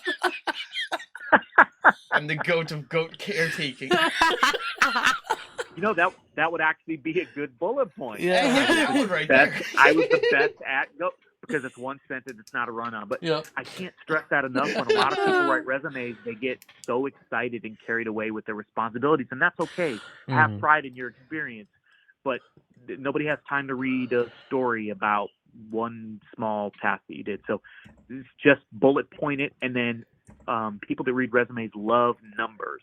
Okay, your eyes naturally scan to numbers when you're reading nonstop sentences. So put, I increased productivity by 20%. I allowed for 10 customers to increase their growth. Put those numbers in there. Put percentages in there. people's eyes just attract to them, and then you also have a tangible, you have a tangible positivity to the job that you did, right? If you're going to work at McDonald's, say I lowered the drive-through wait time for customers by 2 minutes on average. That sounds silly to some people, but for people who are hiring and looking for people like that, they love those kinds of numbers. So put a quantitative number to that figure, and it'll help you out a great deal. That I promise. Awesome. Be specific with accomplishments and how you made things successful. I'll see a lot of people, specifically on the manufacturing side. I safely did this. Well, no duh, you safely did that. Otherwise, you'd be losing fingers or hands or something like that, right? But I contributed to a lowered injury rate because I did this. 5 less people were probably injured this year. Just make it quantitative. I can't stress that enough. Education. Even if your education is not completed, put that on there. Okay. I'm working on my bachelor's or my associate's in this. Date of completion projected this date. That shows employers that you're motivated and you're working towards something. I've had a lot of people say, well, I don't want to put it on there. It makes me embarrassed because, it's taken me 10 years to do my bachelor's. Nope. Don't be embarrassed. You're still working towards something that others are not working towards. And employers want to see that. Okay. Even if it takes you 10 years to finish a bachelor's because you can only take night courses because you're providing for a family and you're working really hard. No problem. Show that projected date. And I got something even better. If you don't have higher education, put when you graduated high school. That's still important. People take it for granted. Oh, it's just high school. Well, you know what? There's a lot of people entering the workforce nowadays that have not graduated high school. So put that on there. If you've gotten a GED, good for you. You went back and you did that. Put your GED completion date. I'm here to tell you those are 100% important. Don't let anybody tell you that they're not. Well, they are. I mean, especially, some people have different reasons for not finishing high school. Maybe there was a death in the family or whatever. You know what I mean? Whatever reason, maybe they weren't. A child too early, anything. Yeah, life happens. We get it. Well, the fact that they took the time out to go back and get a diploma, I think, to me, that's better. Definitely makes me want to hire somebody. No doubt about it. I would rather watch somebody who has 20 years of good work history, and then I know this person is, say, in their mid-30s, 40s, and they went back and got their GED last year. I would rather hire someone like that than someone who has no work history, but they graduated high school on time. That's just the truth, because I see they've got the history. I see that they went back and committed to it. That's much more important to me. The school of hard knocks is what I say all the time. That education in life, or life trumps education and experience. So cannot stress that enough. Certifications, that's optional. I have my current AED certification, or I have my, CPR certification. Just make sure that they're not expired. I don't care that you had CPR certificate from 2004. That makes no matter to me or any other hiring authority, right? It's got to be updated. Or your current CNA, certified nursing assistant, or a medication aid, or something to that effect. Just make sure that it's active. A lot of people love to put skills. That's another optional section. I think it's good, but make sure you put dates, or not dates, but time behind your skills, right? If you've got experience in Microsoft Office, how much? I've got 5 years Microsoft Office. I've got 2 years as a manager. I've got 4 years as a forklift. Put years experience behind what you've I was done. a forklift for 4 years too. And then I transformed back into a human. I've been lifting forks since childhood. He's been lifting forks since. No, like that was just messing with you. Transformer. What would your transformer name be if you turned into a forklift? The Forker. Not Epic then, huh? No. Would it be Get a Forkin' Job? Yeah, there you go. There you go. I will fork people up, though. I'll tell you that much. You fork them up. That's right. Don't fork with you. That'd be bad. Absolutely. I'm just gonna go fork myself. Yeah, I quit my last job because my supervisor told me to go fork myself. Yeah, there you go. Anyways, but sorry. No, you're fine. Put put years experience behind that. They don't want to see jumbled. I don't want to see jumbled phrases. Microsoft Office, management experience, forklift, quality assurance. Right. Put the amount of years behind it, because that helps even a rookie HR person go, well, this position requires 2 years of management. Oh, he's got 4 years of management. I see it in the skills. Okay, well, then that's at least a starting conversation. That at least puts you in the next tier of them getting a hold of you. Last but not least, references. I think everybody does pretty well at this, but there are some people who break the rule. References, just go with the traditional available upon request, okay? Nothing else needs to go from there. I see some people put an actual name of a supervisor and their phone number and their email address. You don't know who's all looking at that resume. That could go to Indeed, that could go to Monster, that could go to Career Builder, that could go to everywhere. And then those people, I hate to say this, but you guys know that all of these marketing places that call you soliciting nonsense, they have software that can just pull phone numbers and email addresses and everything from sites such as that. So you don't know it, but you're setting up your references for hell yeah. That's what I want to do. So yeah, they might not want to reference you if they are getting called about their extended auto warranty, right? I love getting them phone calls. So just don't put reference names and contact info. Don't do it. Just available upon request. And then most people, after you go through the first round of interviews, then you can pass info on. That makes sense to me. Awesome. I know I bored you guys to death, but a lot of these things are super important. I can't stress it enough. If you follow those guidelines, or at least 90% of them, when you write your own resume, I guarantee an intake or at least more hits than you're used to, just because it's quick, it's easy to get through. A lot of people love that their time feels appreciated, and a good HR person is like, oh, wow, you have relative experience. This isn't a long resume. You've summed everything up for me. I'm going to call this person. Cool. It'll work out for you. Awesome. What questions? Do you guys have any off the top of your mind that I could address on any one of these things? I think I interrupted you with all my questions. I interrupted. I actually want to pay you a compliment, because you pretty much did in that amount of time what I've had professors or others do in at least a 4 to 6 week long class setting. I appreciate that. So Good. that was excellent, all to the point. Good. And I appreciate that. And that's what I'm about. I'm not about wasting anybody's time. And you're right. There's a lot of courses. You can go to a professional resume writer and you can spend hundreds of dollars for them to do something you can do yourself. People just need the best guidance for it. And you're right. It's about everybody's time is valuable. We're a nation of get to it quick, pull out your phone, and get to work. The answer. And I mean, I went to college for HR, and I was an assistant manager at a grocery store for 11 years, and I probably learned more on the job than I did in college.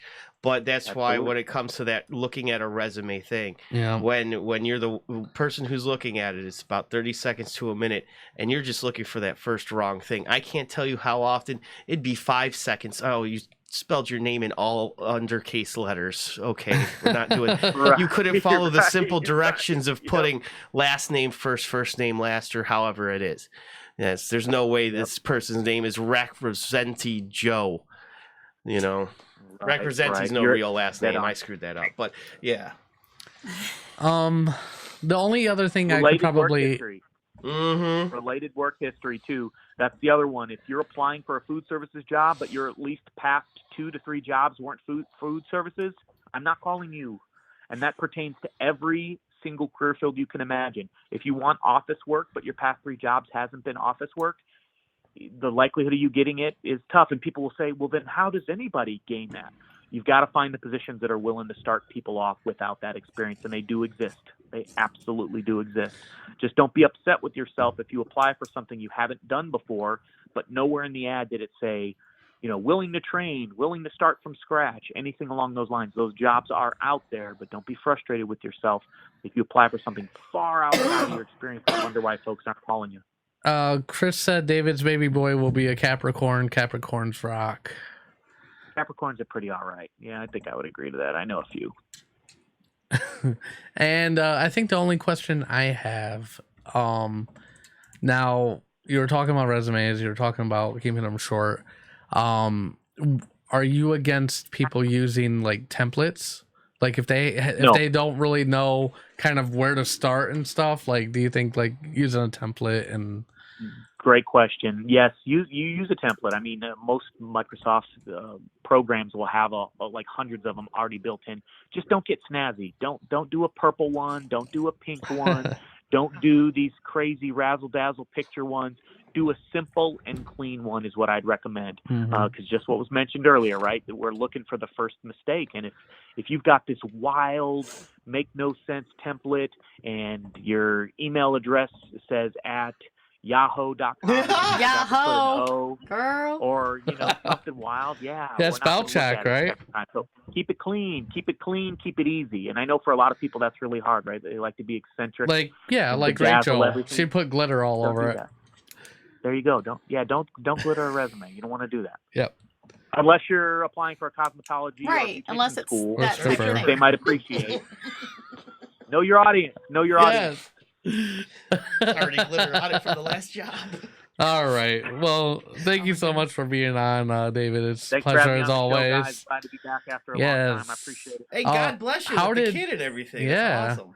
And how did your stepsons do with the baseball season? Was it baseball? Oh, football. No, football. Sorry. They did great. Matter of fact, they have parties both tonight for the celebration of their seasons. And my one son, they won the championship. Yay! So yeah, very exciting. Well, much love to the wife and kids, and we'll see you in a couple weeks. Thanks, guys. All right, thank you. Thanks, you too. David. Thank you. We're gonna move straight into crazy news. Oh, we're gonna do the intro, news. and then we're gonna go straight into that. We're not gonna do any more topics. We're gonna just do crazy news, and then playing with balls just to try to get this underway.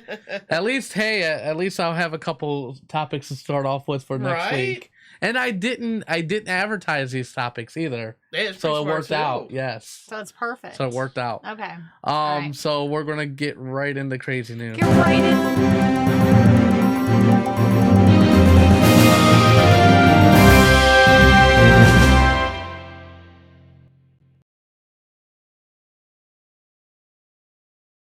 You did? Yes, I did. Yes. Good job. Good job. You're just on point right now. All right. Or whenever you did it. Whatever. Yeah. Okay, so California middle school students receive student ID cards with sex hotline number on them. Snap. I heard about this. A California public school district apologized Tuesday after a sex hotline number was printed on identification cards issued to middle school students. Yes. Ooh.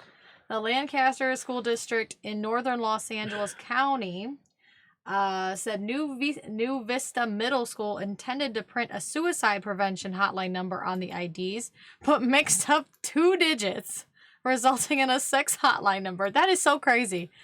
Unknowingly being printed instead. That is so funny. I mean, not funny, but it is funny. It's like, oh my God. And Chris said, I'm going back to school. Late yesterday, we were made aware that the middle school student ID cards have the wrong phone number listed for the suicide hotline. The phone numbers have 2 digits transposed, and this is a mistake. Well, you know what is really funny about that is that it's in place of the suicide hotline. Because maybe that'll brighten their day, too. Somebody commented on this article. I was going to say that, too. Yeah. Said, I bet that deterred several suicides. Like, well, hey, what were they doing? Oh, yeah. Although, ultimately, it could have caused a whole bunch of never been borns. Oh, no. Drain babies. Jeez. Stop it. What? Stop it. The middle school administrators will be collecting all student IDs, and we will be printing new IDs and distributing them to our students. We are very sorry for this error, and we are working hard to correct it. I'm sure a lot of these kids were like, I'm just going to save this, or I'm going to write this down, and I'm just going to keep that for later. Yeah. Take a little picture on their little they are phones. in middle school, for Christ's sake. Come on now. That's around peak prime time. Yeah. That's peak time where you're going to be like, hey, this is a good time right here. But if you're still just at the other end of it, right. I'm not calling that. Girls are icky. She wants to Girls are gross. She wants to touch my pee-pee. Ew. Oh, that's gross. She's going to do what? I've never heard of such a thing. Okay, that one was pretty simple and just straight to the point there. Good job. It's really funny. I like that one. No, it was a good one. That was funny. Iowa woman 56 dies in gender reveal party explosion. I heard about this one too. That one's not funny. Not as funny. It's a little ridiculous, but it's not as funny. An Iowa woman died on Saturday from an explosion in what appears to be a gender reveal party gone wrong. The victim, only identified as a 56-year-old woman, was at a party in Knoxville when authorities were called about a woman who was severely injured in an explosion. Once investigators arrived at the scene, roughly 40 miles southeast of Des Moines, the woman was pronounced dead. That sucks. It was determined the woman died after the gender reveal caused an explosion. Debris from the explosion flew through the air, reportedly hitting the victim and severely wounding her.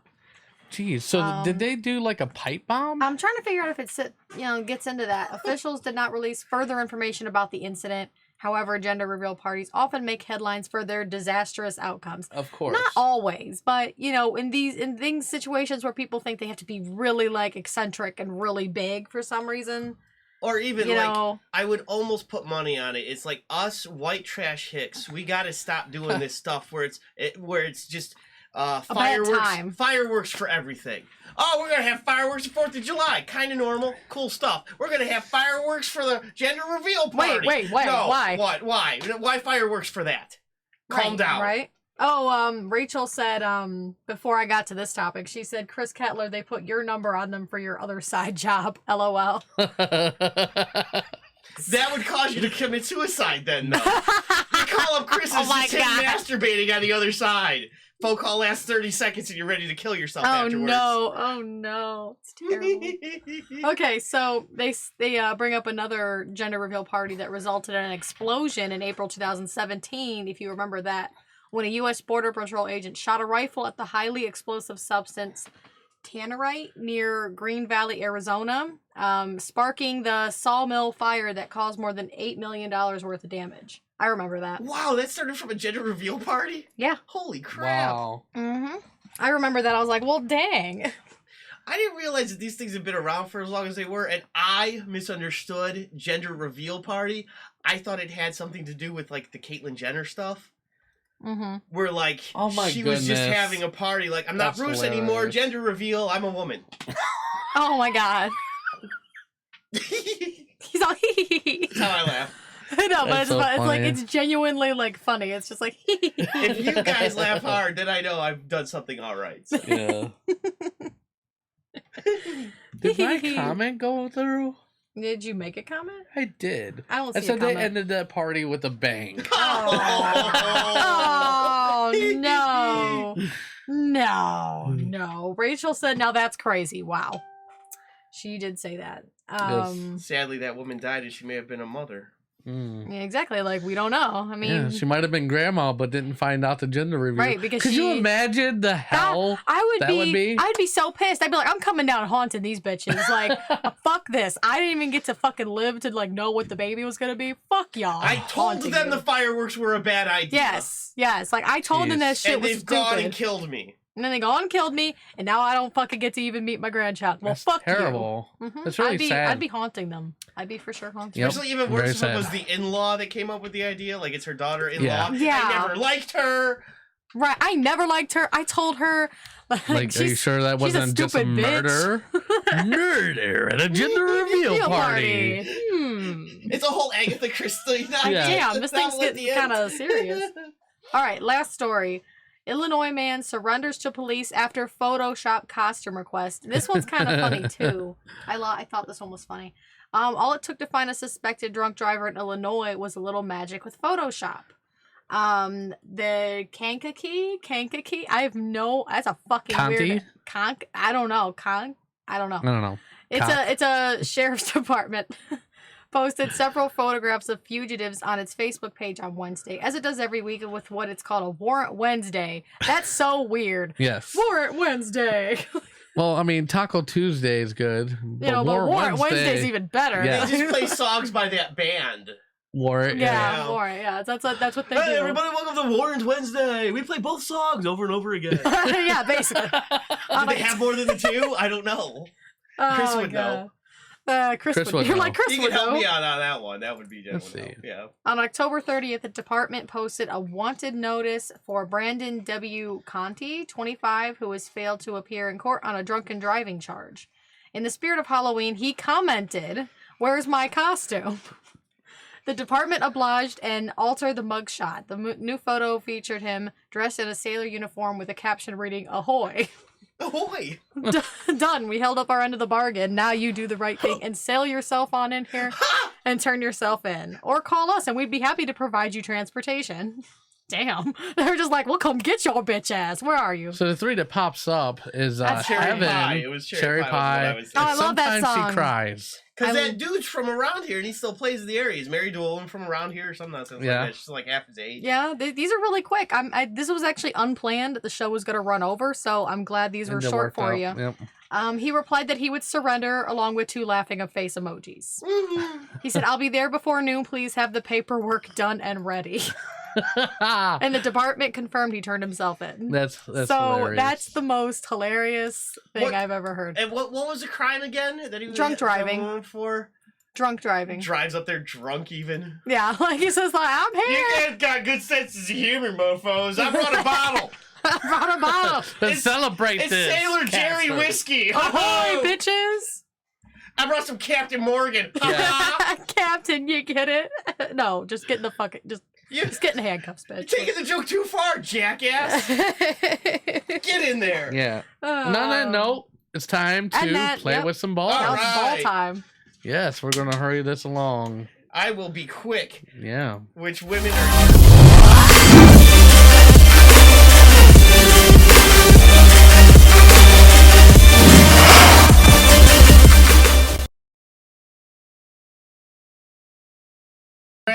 All right. Give you the quick sports report because I know we're going to wind up running Browns real fast and Browns are already up there. No, I didn't mean to do that. No, that's okay. I'm just asking you.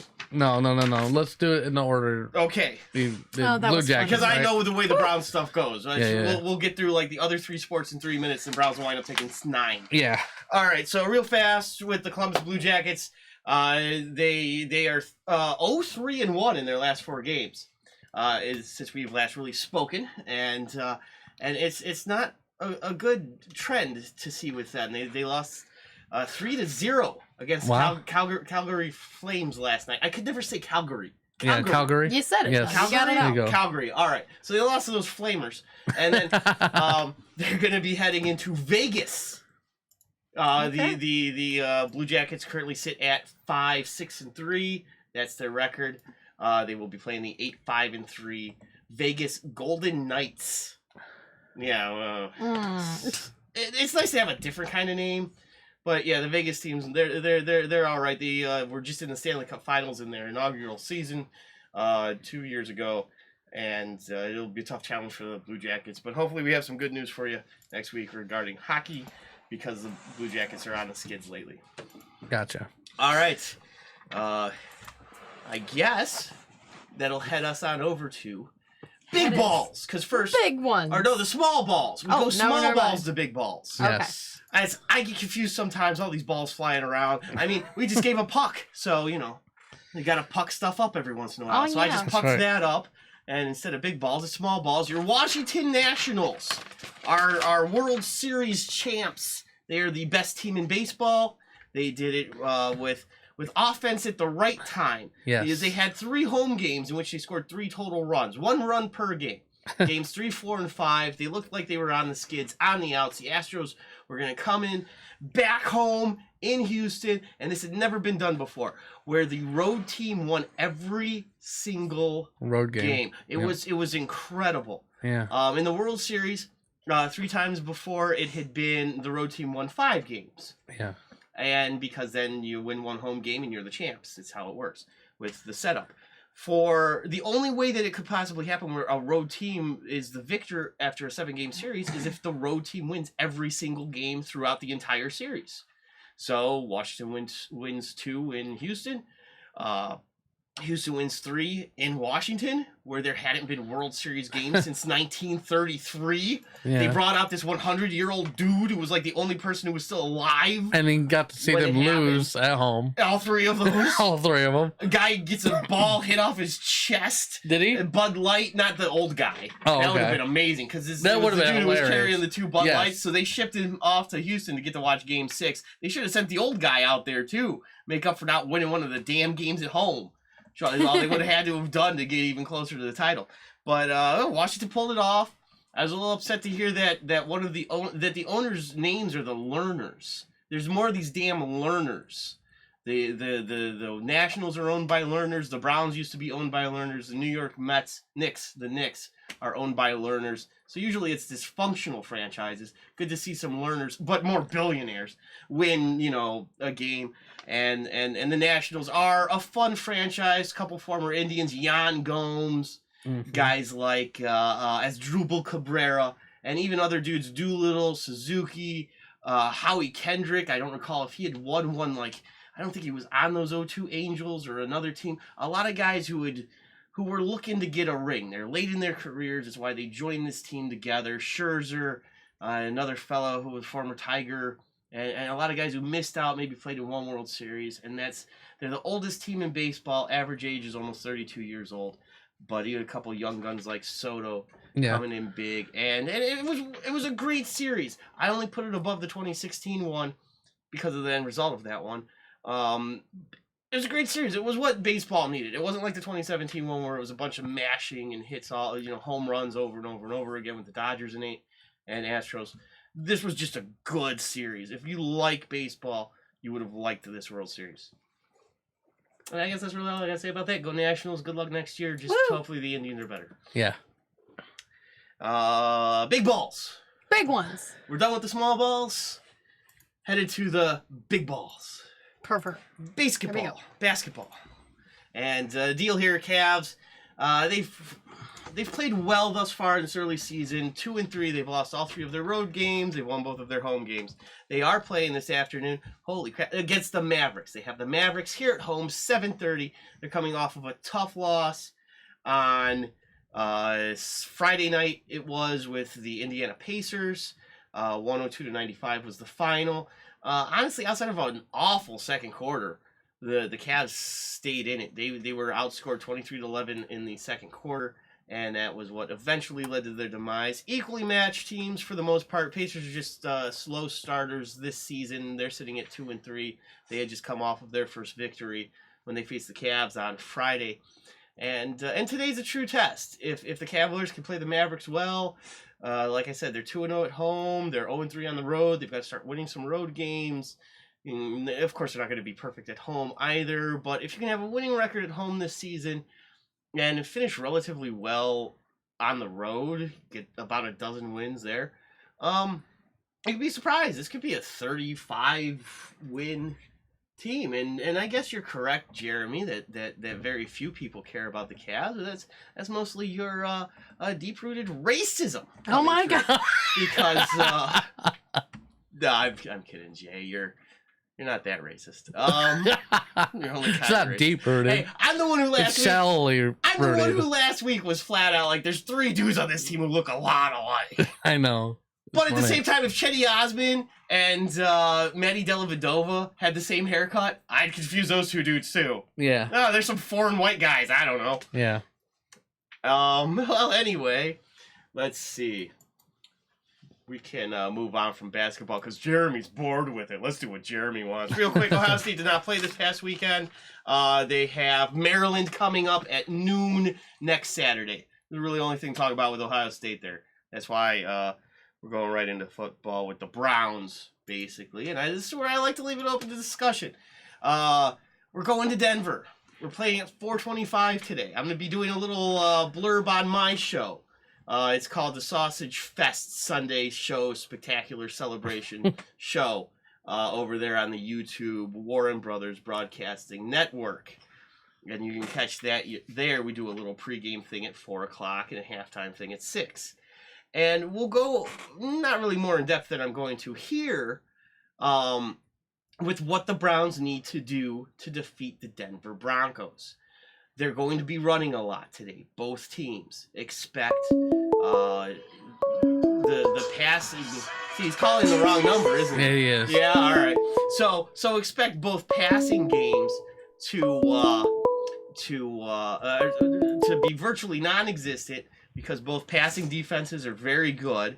The Broncos' run defense is slightly better than is much better than the Browns. Hold on. Chubb will run all over them. Is that him there? Yes. What?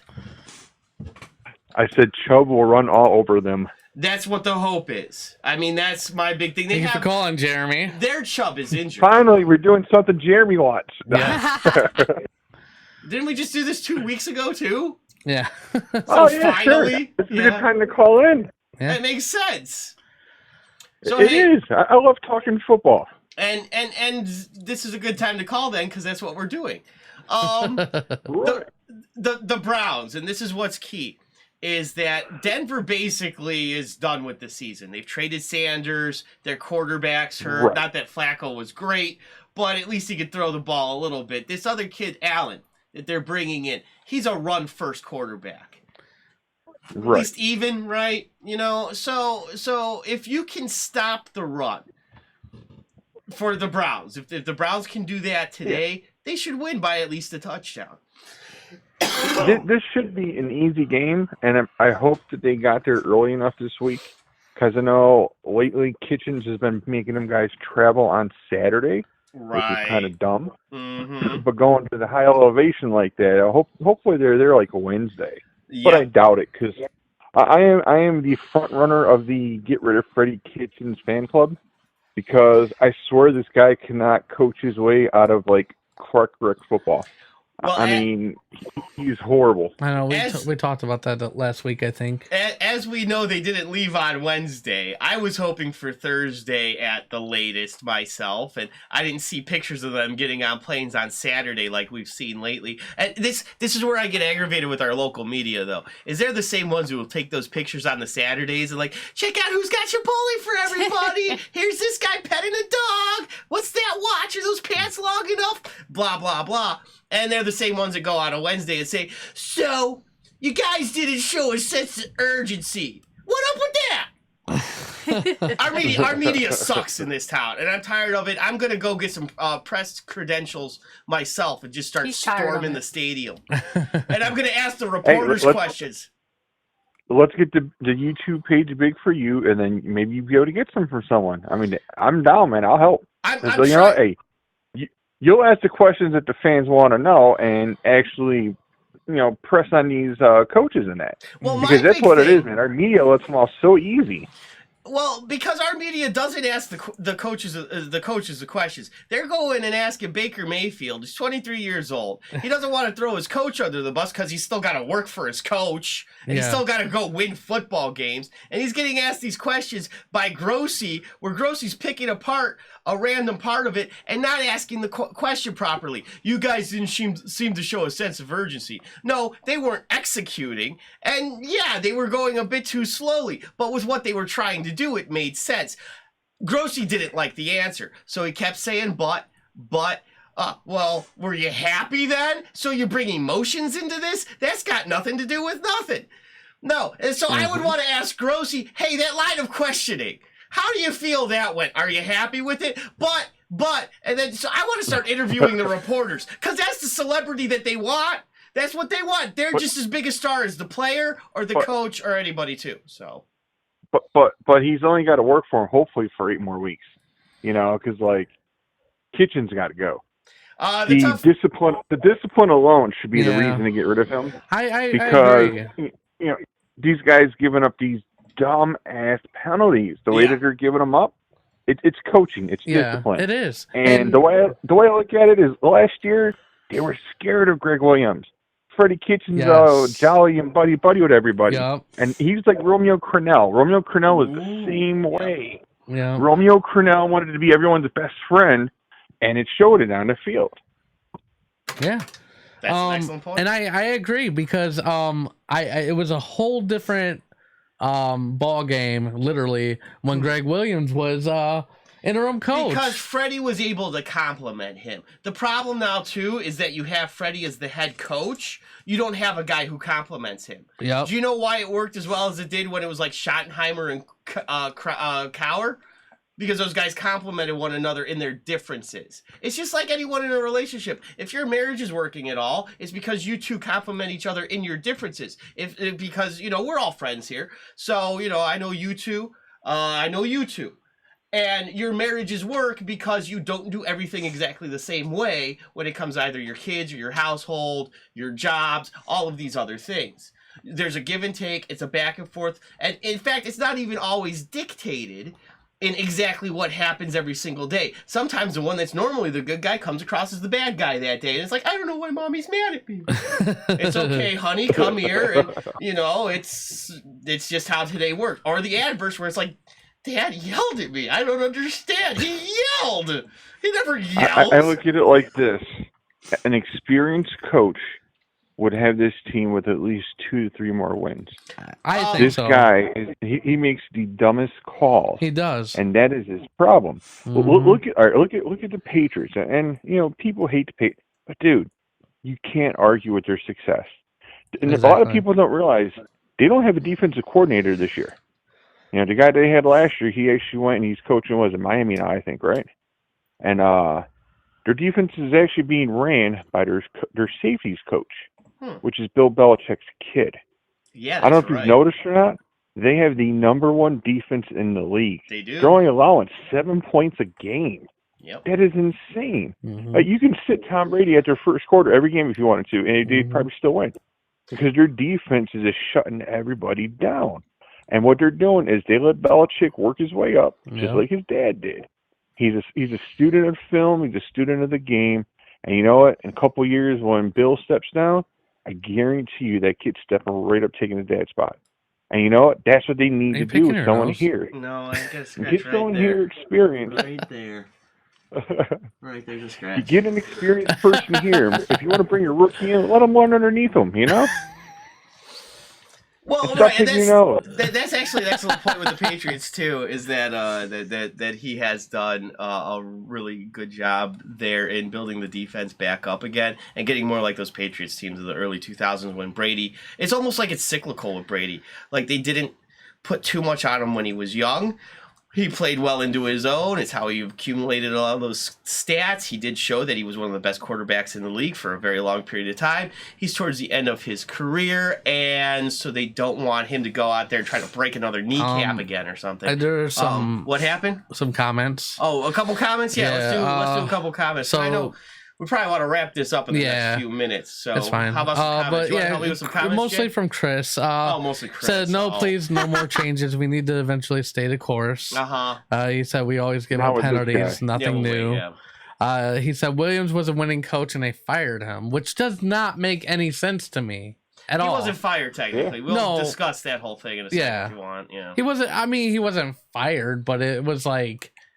You might. I mean, they didn't remove the intro tag, right? Yeah, and they weren't going to just move him back to defensive coordinator. Why? Now, was he my #1 pick? Yeah, because of that. I mean, I just gave you that whole analogy, as silly as it might be. It's you needed. He took an 0-16 team to what, 6 wins? Yeah, I mean that right there should tell you. Well, he was 5-3 as the head coach. 5, okay. Yeah, still that's better than you did in 2.5 years. Yeah. Absolutely. And the thing was you could have the dynamics. You could have Williams be the tough guy on the guys, and you could have Freddie be the buddy. That's how it works in football. You can do that. Good cop, bad cop. And then sometimes if Freddie needed to put a foot in the ass and say, you guys aren't running these plays correctly, and Williams can go and say, oh, it's all right, defense, you guys go and kick some ass. The biggest loss, and people don't realize, was when Ken Zappin...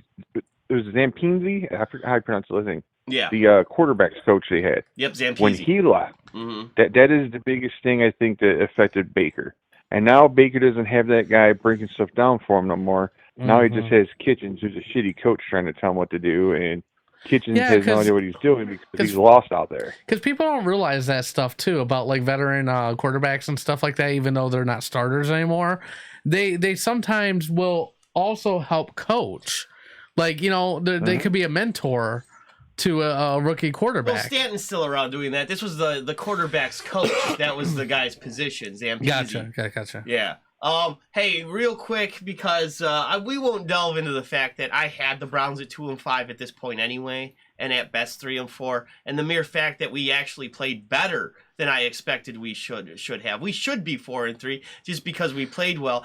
Did you guys watch the Thursday night game? I'll do this point real quick. And you have the head coach running down the sideline, last play before halftime, and he's calling timeout. Kingsbury, they made the stop, but he called a timeout. So the Niners get another chance to score a touchdown, and instead of it being 14-7 going into halftime, it's 21-7. These young head football coaches are getting in their own way with their micromanagement.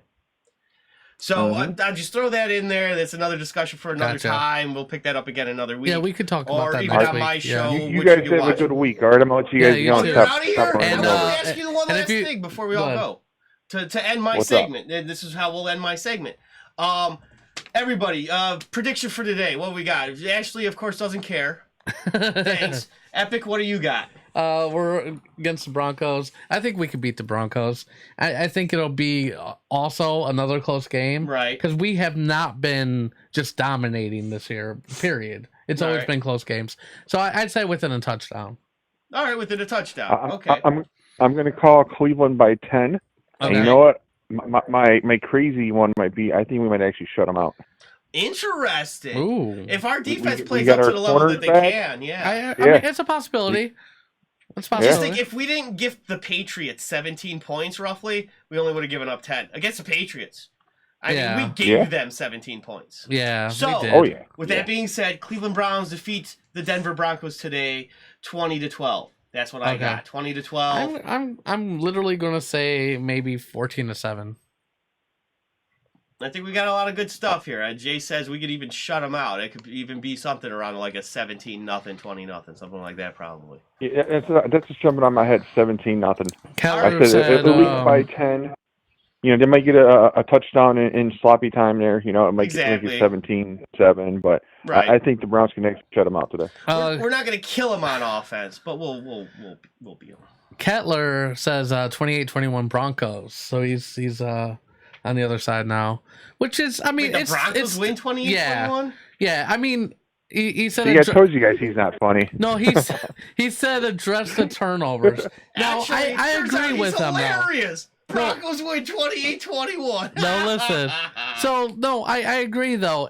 Now there's a chance for the Broncos to win, and if they keep turning over the goddamn football, that's exactly what's going to happen. Here's a real fast thing. I commented before the season started, was that Baker would throw 20 interceptions this season, and he's at 12, right? Yeah. He's only barely going to throw 20 interceptions the rest to reach the season. So that's 9 more games. 8 interceptions, less than 1 a game. These turnovers will be addressed. It is what's happening. That's exactly what it's happening. It is what's happening now. Penalties and time of possession. Right. It didn't turn out the way that Mahomes' second year did. That's all it is. And everybody wants to make these comps. They constantly do comparisons. Allison wants to know any prediction on penalties. How many yards do you think? 6 penalties. Depends on the nature like of the 60 penalties. yards. We hold as much as we do. It's always the holding. And if there's one pass interference, you know, right. If they win under 80, if they lose over 120 yards. See, and because there's a fluctuation. There's a zone in which you wind up being in. They're the most penalized team in the NFL. They are. And because even if you have a great second half of it, false start, you're going to wind holding. up. Well, but how often is it Myles Garrett's going to jump off sides all the time? That's what happened to Michael Dean Perry when he was at the height of his career, lined up in the neutral zone. He got called for it almost twice a game. So, I mean, Garrett's just the same kind of animal. Animal? That's not fair. But it's the same nature of things. You know what? Garrett plays that way. I would never ask him to play differently, though. Because you know what? He does what he does. And he's got 10 sacks a year for a reason. I mean, come on. But if he's accounting for 2 or 3 of your penalties, that's what's going to happen. We need to clean up the offensive line penalties. The holding, the hands to the face on defense. See, then there's the phantom calls, where everyone in the league is getting called for these things that weren't penalties 5 or 10 years ago. So, Browns clean it up just a little bit. You keep it around 6 penalties a game the rest of the year out, you'll be fine. I think so too. And the thing is, penalties are going to happen. Yep. It's just the way the sport is. Yep. There's no way to eliminate them to nothing. I mean, penalties are up all around the league from the last 5 years. Absolutely. The last 10 years, the last 20. Every single offensive snap you can call a holding play. You're right. And it's what every game, every team. The thing is, the Browns just got to make it less obvious like all the other teams do. And they'd be okay. And that's a coaching thing. They need to show them how to get away with cheating. Yeah, there you go. They need to be sneaky. Hey, so thanks, everybody. You guys have a good week, yeah, all right? You too. Thank you very much for and calling. sell your houses with Jeremy Rodriguez. If you want to Sell buy them and buy them as such. a house, definitely go through him too. Okay, so I think that's it, guys. That's it for me. So, until next time, this time has been the most recent that I've played with Ballz. Yes. And with our 3-hour show, that will conclude it. With our 3-hour show. Yeah, 3-hour show. Jesus. A little more central. But thank you guys. Thank you guys for joining us. We will see you guys next week with Aaron Stoll. Make sure you follow us on the social medias. Check out the epicradioshow.com. We have new shirts. There's a little bit of everything for everyone on there, so check that out. There's also a new donation tab in our website. If you want to donate $1 to the show, just go on there, PayPal. So PayPal donate. Donate, we're so hungry. What's that? I said donate, we're so hungry. Yeah. Donate a donut, whatever. Right. I'm hungry. Give me a. But yeah, we really appreciate all of you guys tuning in and spending some time with us. Yeah. Go Browns. And or whatever. From everybody here at the Epic Radio Show, make life epic. Bye. Bernie Kosar right there. Dear Mr. President, there are too many states nowadays. Please eliminate 3. I am not a crackpot. Oh, wow, that was terrible. Hasta la vista, baby. Go! That's my only real motivation is not to be hassled. I have fear of losing my job, but you know, Bob, I'll only make someone work just hard enough not to get fired. And I thought our party were out of time. Bye. You have all the week to think. Please leave this office. Do we get any sort of souvenir? Get out of my office! Oh my God, it feels so good. Oh yeah, I'll show you. Oh yeah, who's your daddy? Is he that old, huh?